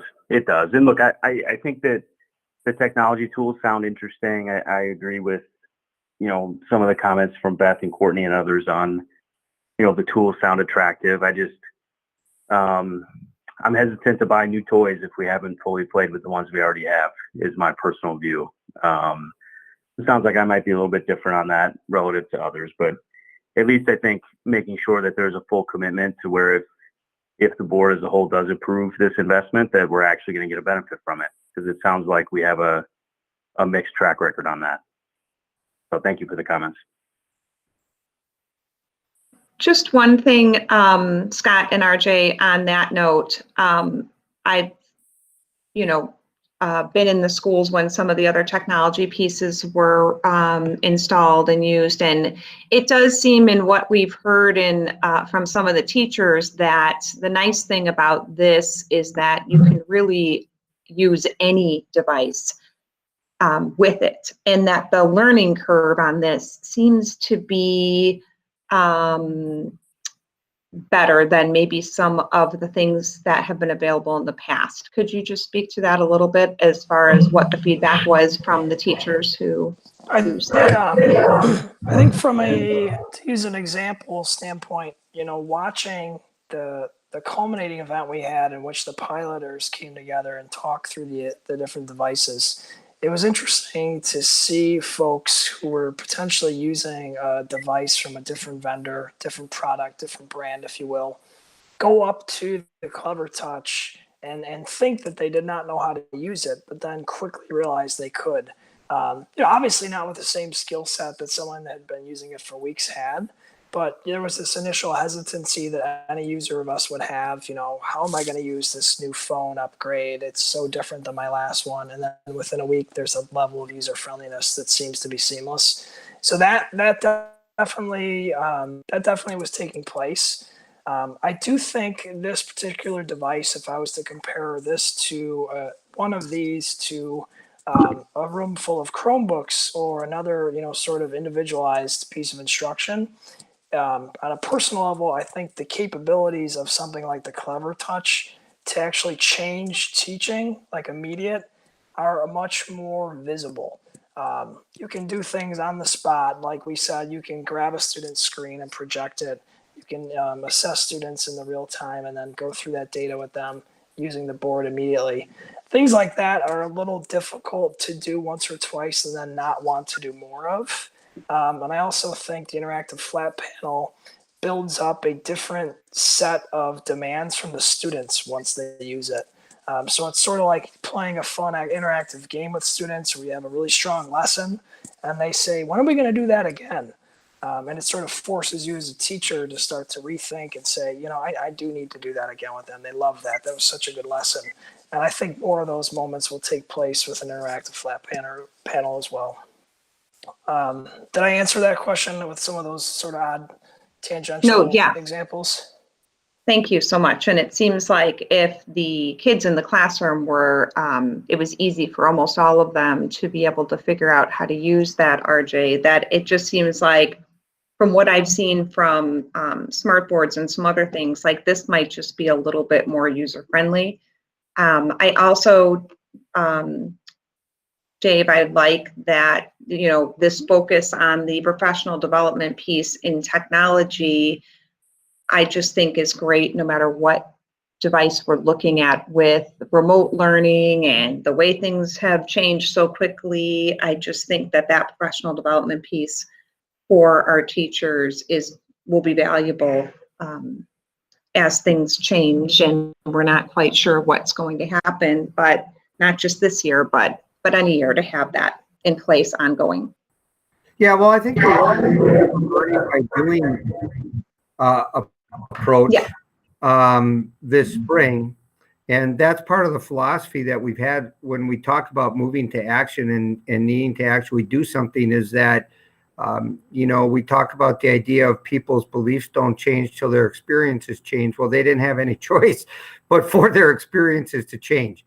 And I think that when they saw how technology can harness some things that they couldn't do otherwise, and when they see how the students take more ownership over their learning and some of those types of things that it's difficult to sell a person on who doesn't already understand it. For them to see it for themselves makes, I think, our journey going forward a lot easier, in terms of the fact that a lot of people are in a different place from a mindset standpoint. So I think that the speed at which we can get more and more people where we would like to see them with how they're incorporating technology in the classroom is going to increase, and we'll have some lessons learned that we can build on. Jim, do you have anything?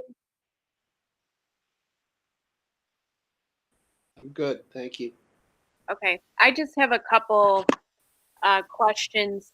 The first one, so in looking at option 4, just, is there really I mean, 70 devices versus 55 seems like a significant increase in the, you know, just if we're trying to just get these in the classroom.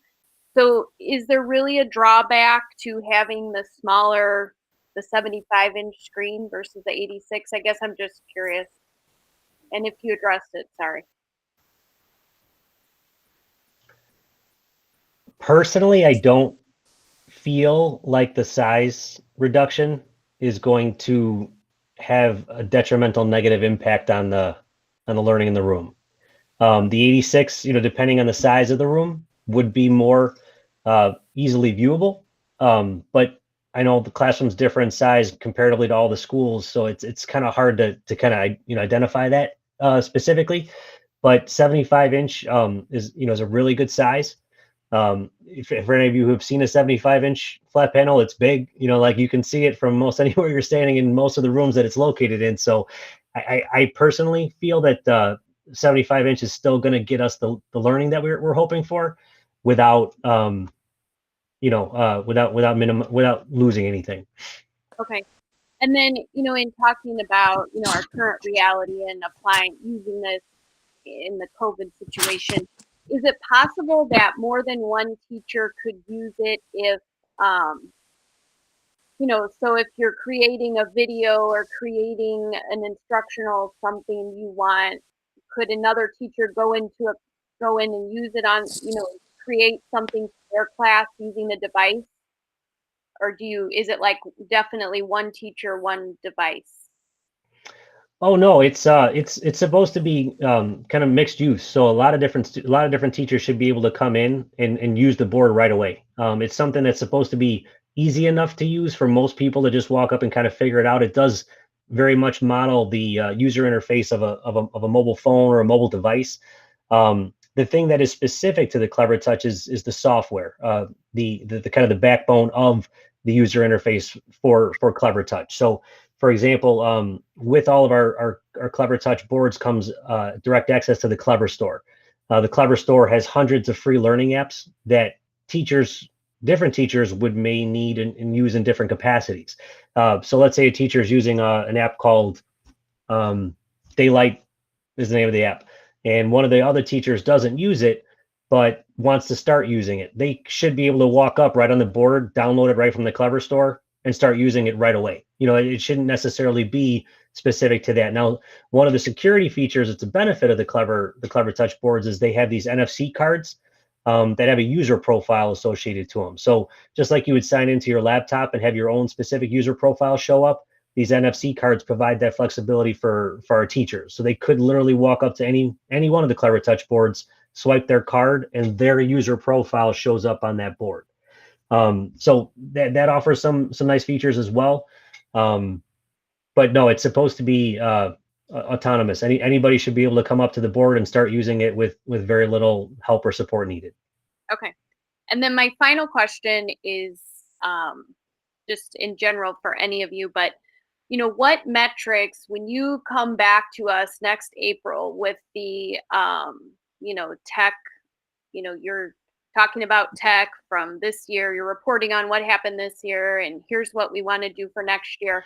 What metrics are you going to use to tell us that this was successful, or it worked, we want to keep going? Because we're piloting potentially at 612, and this is a huge investment over time. So I guess for me personally, and I have a feeling other people would think this too, how do we measure kind of what Kris was getting at? How do we measure that this is a piece of equipment that's worthy of the significant investment? I think at first, and this goes back to the points that were raised by Dr. Moyer earlier, and some of the robustness of his planning and thinking through how to make sure we have a comprehensive plan with regard to anything we do, specifically with the tech integration. But I think at first there is a need for data generated from like a fidelity standpoint and just usage. Is the device being used? So that might be in the form of classroom visits. It might be in the form of the traditional tech audit that has been done through Eric Scheninger, which is scheduled to happen again later on as well, which I think will be real clear before and after data, that Scheninger piece. On another note, I think as we work through some of the planning with regards to supervision of instruction, we also will see opportunities to have conversations about this with the principals, to talk about, where and when is this taking place. I mean, the incorporation of technology is a clear component in our teacher evaluation framework that we use with Charlotte Danielson. So I think there are a lot of really great opportunities for that.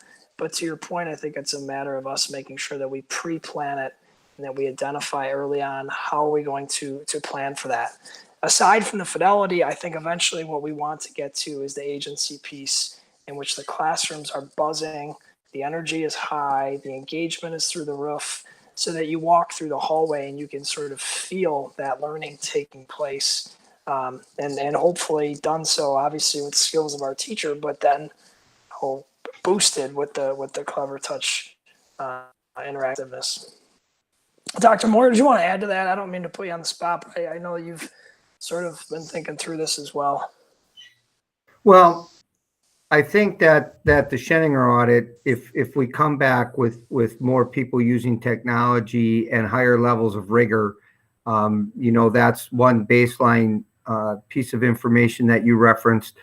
The other things, when we set the expectations in the fall that we're coaching to and supervising to, we want to see that is showing up in the classrooms, and that's part of our 100-day goal planning process that we want to incorporate for each semester around technology. That would be one of our 3 big bucket areas of focus this year. So those are the 2 areas that come to mind to me. The other things that I'd like to see eventually is when we get to things like graduate of a profile, or when we get to different types of metrics where we're actually more able to demonstrate that the 6 C's are apparent in our classrooms, when we could get to the point where we're calibrating our rounds data and some other things, the IAR scores around rigor.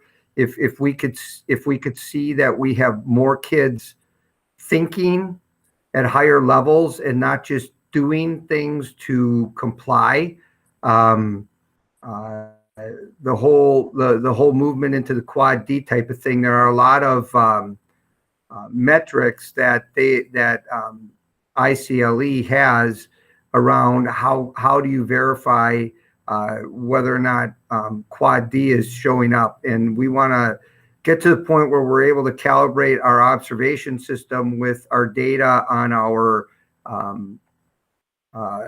levels of rigor on the different types of assessments that we look at, and we're not there yet. That's going to take a little while to get there. So I think the initial quick hits would be the 100-day focus areas with the tech plan for the operational plan, and then seeing growth from the first Scheninger visit to the second Scheninger visit. And then, associated with that operational plan is the whole idea of that Scott talked about with the fidelity of being able to verify the fidelity of what we're doing with our coaches and our supervisors and compare that with what's actually showing up in the classroom, with the expectation, obviously, that it is showing up in the classroom. Thank you. This might be a little low tech, but we could also we could ask the kids what they liked better from last year to this year. They'll be honest with us. Totally. Yeah.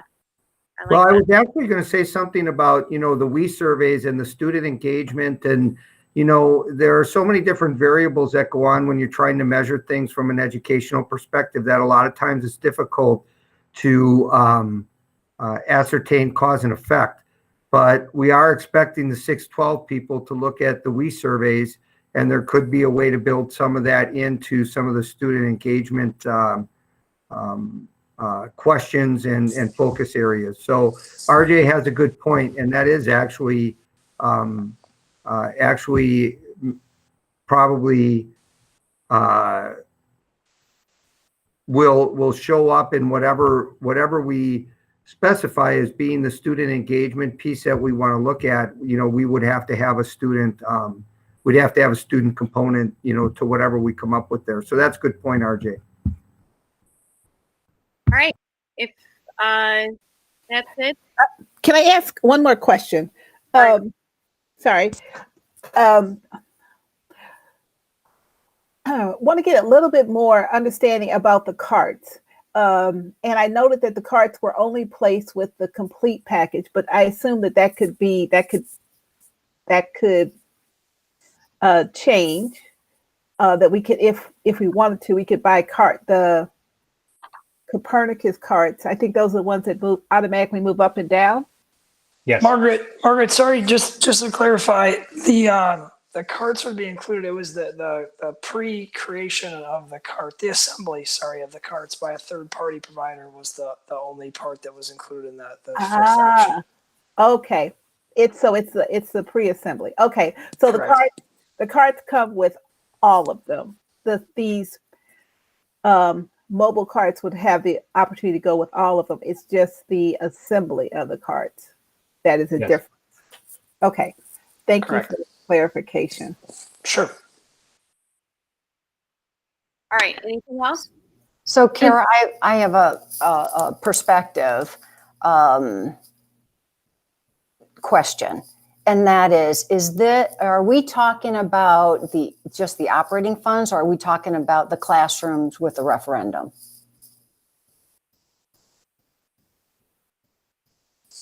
In terms of which room gets a device, is that the question, Karen? Sorry. Well, I'm trying to scope it, right? So if I understand correctly, and so it might be Dave Moyer or Kris Walton. So in the referendum, we have new classrooms being built. And what, from this standpoint, is included there? So what I'm trying to get a sense of is, what are we doing with the classrooms in the referendum? And then is this proposal only from operating funds, which is what we allocate to provide equity in the other classrooms that are not part of the referendum? This proposal is only out of operating funds to bring all of our classrooms up to the same standard. The FF&E equipping of the new construction, all of the new construction is going to be, all of the new classrooms are going to be designed to this standard. What we decide tonight, or on one of these options, or that's what I'm trying to get a sense of. Well, we were going to put the interactive flat panels in every new classroom in the district. I guess Dave Smith can probably, at whatever, there have been some various different discussions, but I think that, it was going to be consistent with what we presented in April. I guess if we change what we presented in April, then we probably have to change the new construction accordingly. I don't know, Dave, if you have anything you want to add there. Sure. The new classroom designs are intended to have a large flat panel display as sort of a teaching center in the room.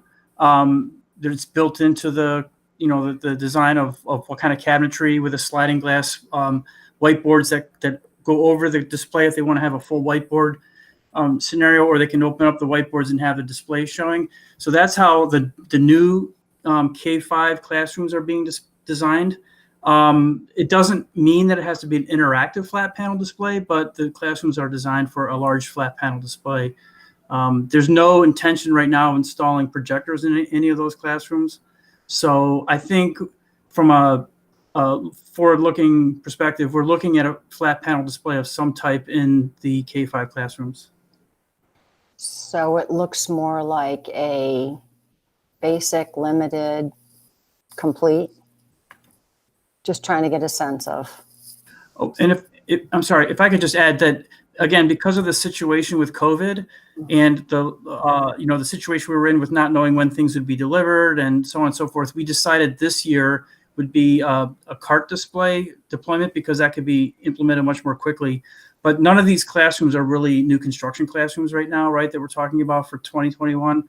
So I just wanted to add that in. That's why we're looking at carts right now, is to get this project off the ground if we move forward. And then those carts could be deployed in other ways. It's not a large number of carts for a district our size, so there would be opportunities to use carts like that in other areas such as media centers, or to have flexible teaching opportunities in other ways. So I think it would be an investment that would be used, but it doesn't necessarily fit in with the new classroom design. So I just wanted to clarify. Okay. And then what was budgeted? The original, go ahead, Dave. Well, with the proposal in April, it was essentially the option 5 minus $100,000.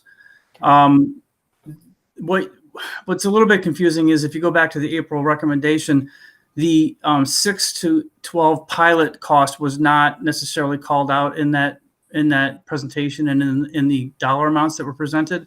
So what you're really seeing here in option 5 is the original K-5 deployment recommendation of $266,000 plus there is a cart assembly cost and the 6 to 12 display pilot cost is built into that. So if you go back to try to align the numbers, it's not quite aligned, only because we're trying to show you that there is a cost with the pilot that we're now we're adding that into the option 5 so that you could see what it looks like without it in the other options. I think the easiest way to compare apples to apples is to basically subtract 175,000 from the iPads out. Yeah. And that gets you to about where we were at with the April presentation. Is that correct? Yeah, that's about right. Yes, that's about right. And if we had to look at different options and flexibility, as we did with the devices way back 5 years ago, could we potentially say, as we did at the high school, that the students or the parents would buy the device? Could we do that at the kindergarten as an option? I'm just trying to talk about different flexibility. Well, the only reason we would let kids at that younger grade level take their devices home is because of this remote learning situation. So we charge a tech fee at the elementary level to cover some of our costs, but we don't build in a cost structure where we assume that K-5 is taking devices home. That's only built into 612. So that the one-to-one is more of an insurance policy for the periods that we have remote learning. We have some families where parents are working from home. all the devices are being used. The older kid, they may have older siblings, they're using their devices. And it was one thing people thought to give temporary Chromebooks that weren't in use, but to have kindergartners using different devices and teachers planning for that, enough time to try to be more thoughtful. The principals were concerned that we would have some equity issues if we didn't have the opportunity for one-to-one for kindergarten during remote learning. And so they felt strongly about that. And I think that Dave Smith agreed that there were some things that we saw and we should try to find a way to make that happen. So that was something that evolved late this spring.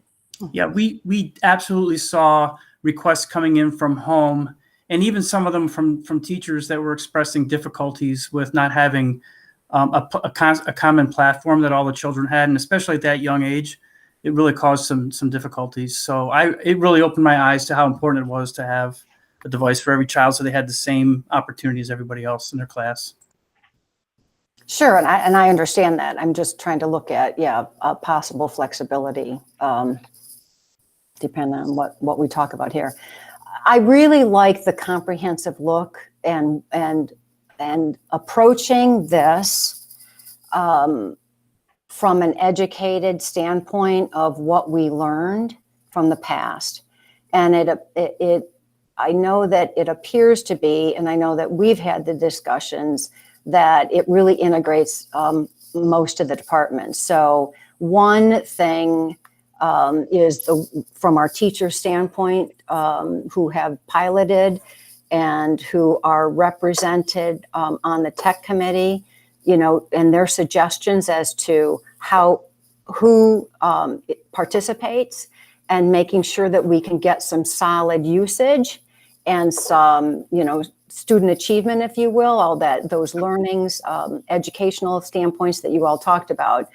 But also even integrating it with our directors of curriculum and other people who support the district in the classroom, where it's not, when they are looking at deploying something new in their curriculum, that they are coming and having a complete package that goes out to the teachers that has these elements of what technology, how to use it, how it's going to be professional development, and how we roll all those things out.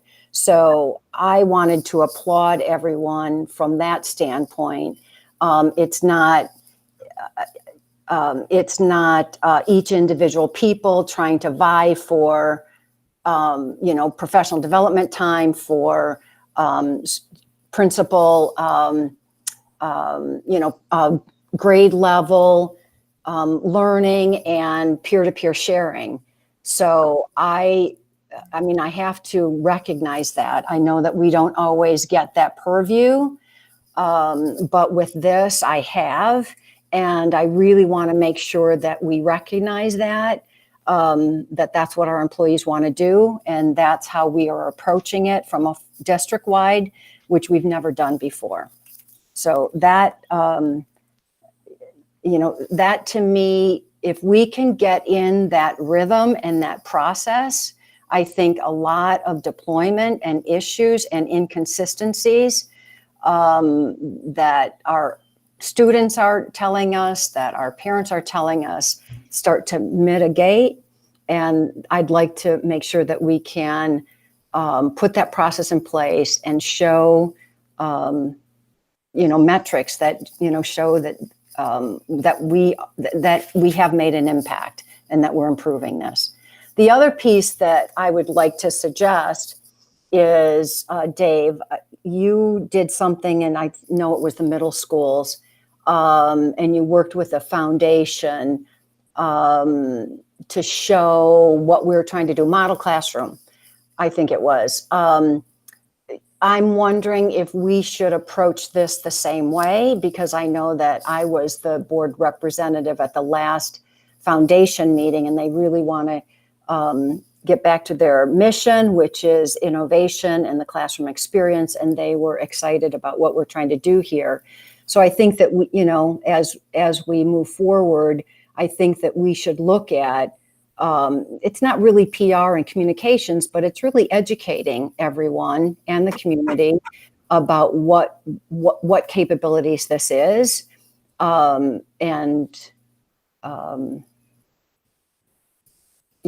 communicating and making people aware and building the momentum or potential support financially, because they're looking at partnering with us for really comprehensive things like this.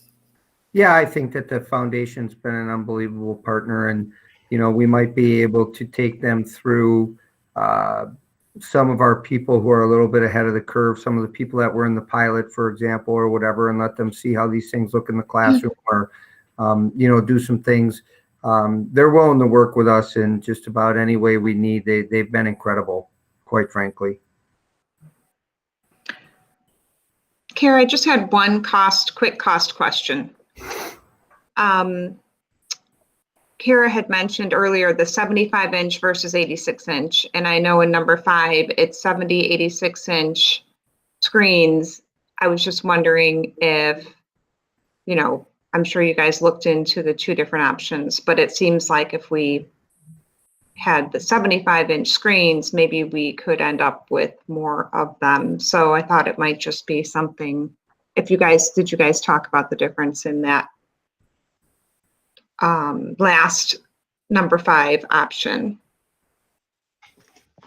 Yeah, I mean, to Beth's point, I kind of agree. If we want to look, I'd rather see 70, 75-inch TVs and the Copernicus carts to make things simpler for the teachers in the classroom than the 86-inch. Certainly, having fewer of the 86-inch than we could have at the 75. So some of the initial energy around the 86-inch in the initial proposal was a result of what the piloters had. So they had the 86-inch and they, experienced with that. So that's where that, specific number came from in terms of like, why did that get selected? But I think those topics are definitely on the table with the different varieties there for sure. So I guess a specific question that I would ask is how many more than 70 could we get by the 75-inch option? I think that's what Courtney and Beth are getting at, and that's what I'm thinking. But I understand, Scott, thank you. Exactly. We have to look at the feasibility, but also can we understand what scope that is? Well, can we expand number 5? Thank you, Karen. Could we have more of them, end up with them in more classrooms if we go with the smaller, and would that be something you guys think would be beneficial?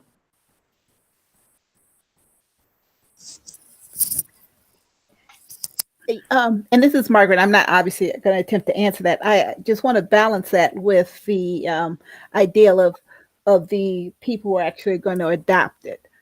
So, if this is built with an assumption that, there's 70 would be the fast adopters, if you will. Does 80, what does that mean based off our utilization levels and usage levels? Well, I don't know. That's an interesting question, because right now, the 70 is based, correct me if I'm wrong, guys, but the 70 is based on just the plan to, over time, implement across the district at the various grade levels. And so,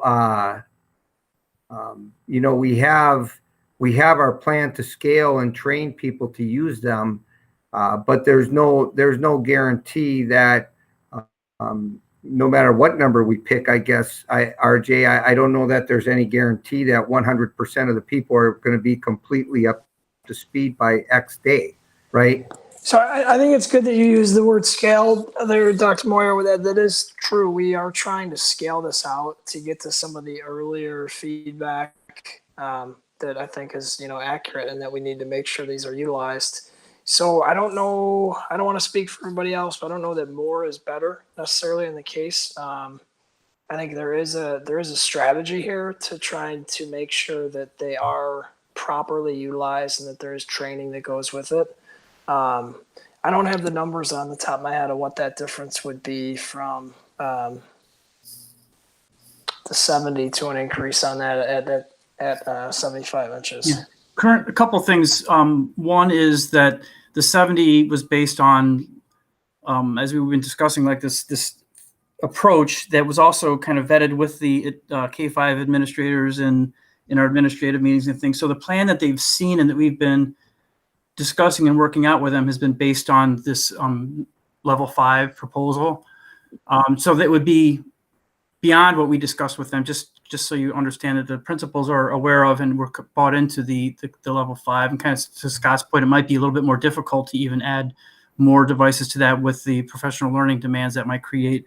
But the other piece is the 75-inch model. We actually have a quote from for that model, but we're expecting a revised quote tomorrow morning. And we are, we went back to the vendor when we asked them if they could do any better than that. So we are anticipating a new quote that would hopefully provide for any of those quantities at the 75-inch level would provide an even slightly lower number. Right now, I think there's about a $300 difference between the two boards per board, which isn't a huge number. It's like 3,800 versus 3,500 basically for the boards right now. But we're looking for a new quote for the 75 inches tomorrow. So by tomorrow night's board meeting, we should have new information. Thank you. And one other thing to consider, though, is that yes, the professional learning is a definite priority for this rollout. But if there was an opportunity to potentially get more than the initial that we talked about, rolling these into a classroom, day one, these boards can do everything and anything that our current classrooms can do. So even if our expectation is just to do what you're currently doing and nothing more, it just provides a better experience for that classroom to do what they're currently doing now. So yes, they're, like I said, the PD part of this and the professional learning and the ongoing support is a top of our priority list. But yes, these make a big impact day one, no matter what learning spaces they go in. So it is just something to consider. Kara and Dave, I have one last question with regard to the media centers. When will the first media center get something like this? Well, the new construction goes whenever the buildings are completed. As far as the rest of the buildings go, you know that the philosophy is that we want these buildings, we want the media centers to be the pulse of the building. And personally, I would like to see us get the devices in the media centers as a part of our rollout. And I don't know what the thinking was in terms of constructing the multi-year plan. Maybe I didn't ask specific enough questions, but I certainly assumed that was part of the thinking because of all of the emphasis I put on the media centers driving all this type of activity in the buildings. So, yeah. Okay. Hence my question. So each media center would receive a device, based on the potential, option chose. But no matter where, the idea was that each school's media center, K5, would have a device.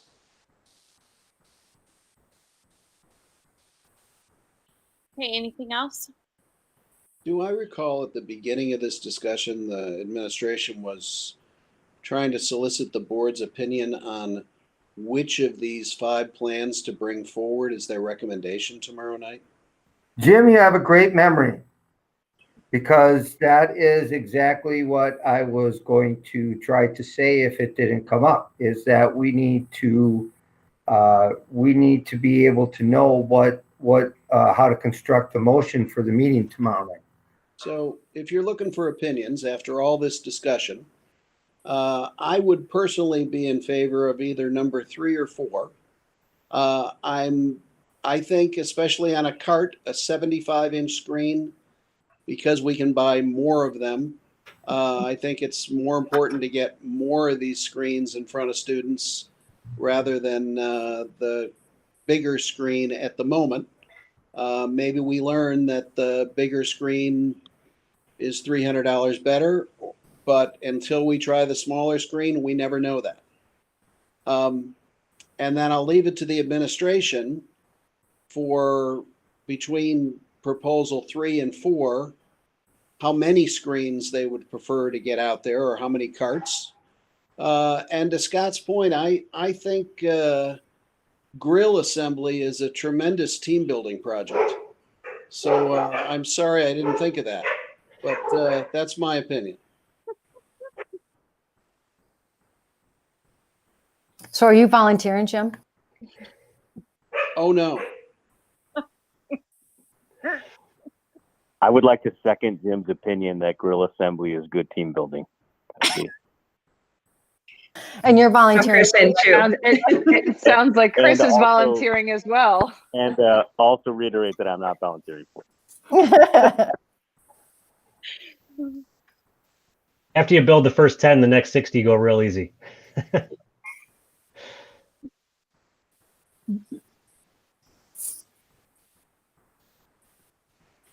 Personally, I would like to see us proceed with the 6 to 12 pilot. So that piece of it, I think would be great if the plan we pick can include that. So we can get moving forward on that. I agree, Beth. I would also like to see us move forward with the 6 to 12 pilot. But I am not, Sorry, Mark. I'm sorry, I don't, what the number that the administration puts forward, whether it's 55 or 70 or 70, I'm not, that's not as big of a concern for me, just to make sure that we have that 6 to 12 pilot moving forward. Sorry. And maybe Yeah, with and the numbers. exactly. I'm sorry.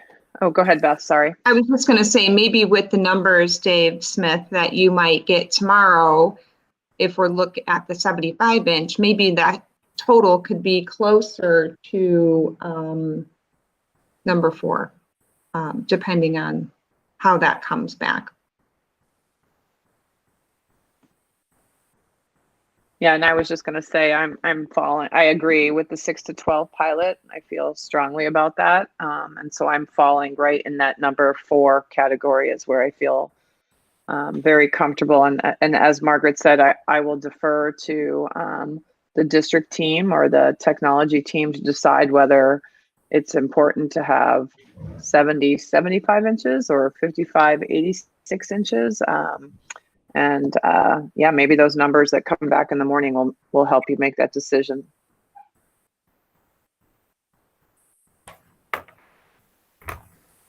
Okay, anybody else?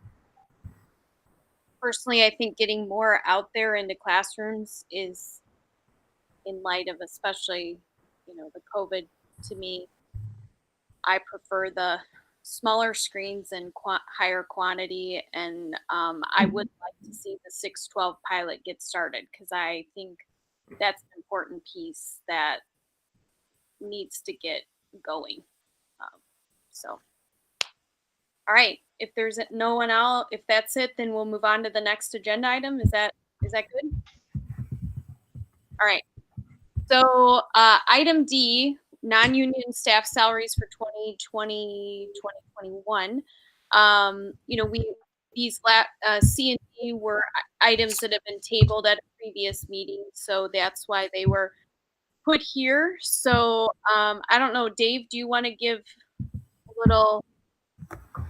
No, I just, the board indicated that it wanted to consider this in conjunction comprehensively with, I guess, more of a holistic discussion with overall finance options moving forward, with more information about how the taxes look and other budget adjustments we might be making.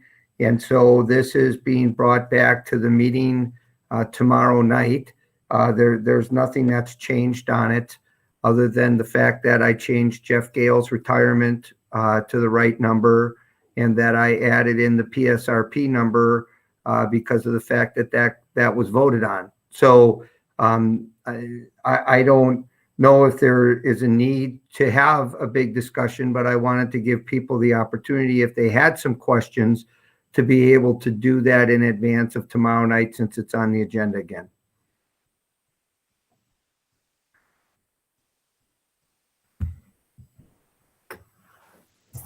This is Margaret. I don't have any discussions. I could save that for the meeting tomorrow.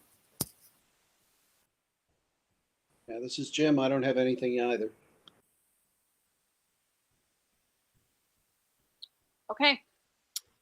If there's nothing else, then we will wrap up here. So we have 3 upcoming meetings. Tomorrow night, Tuesday, June 16th, 2020 is our regularly scheduled Board of Education meeting at 7 o'clock. That will be held virtually. Then Tuesday, July 8th, 2020, that is a special closed session Board of Education meeting at 6 o'clock. And then Tuesday, July 14th, 2020, regularly scheduled Board of Education meeting at 7 o'clock. So assuming there's nothing else, we will adjourn, and I'll see you all tomorrow night.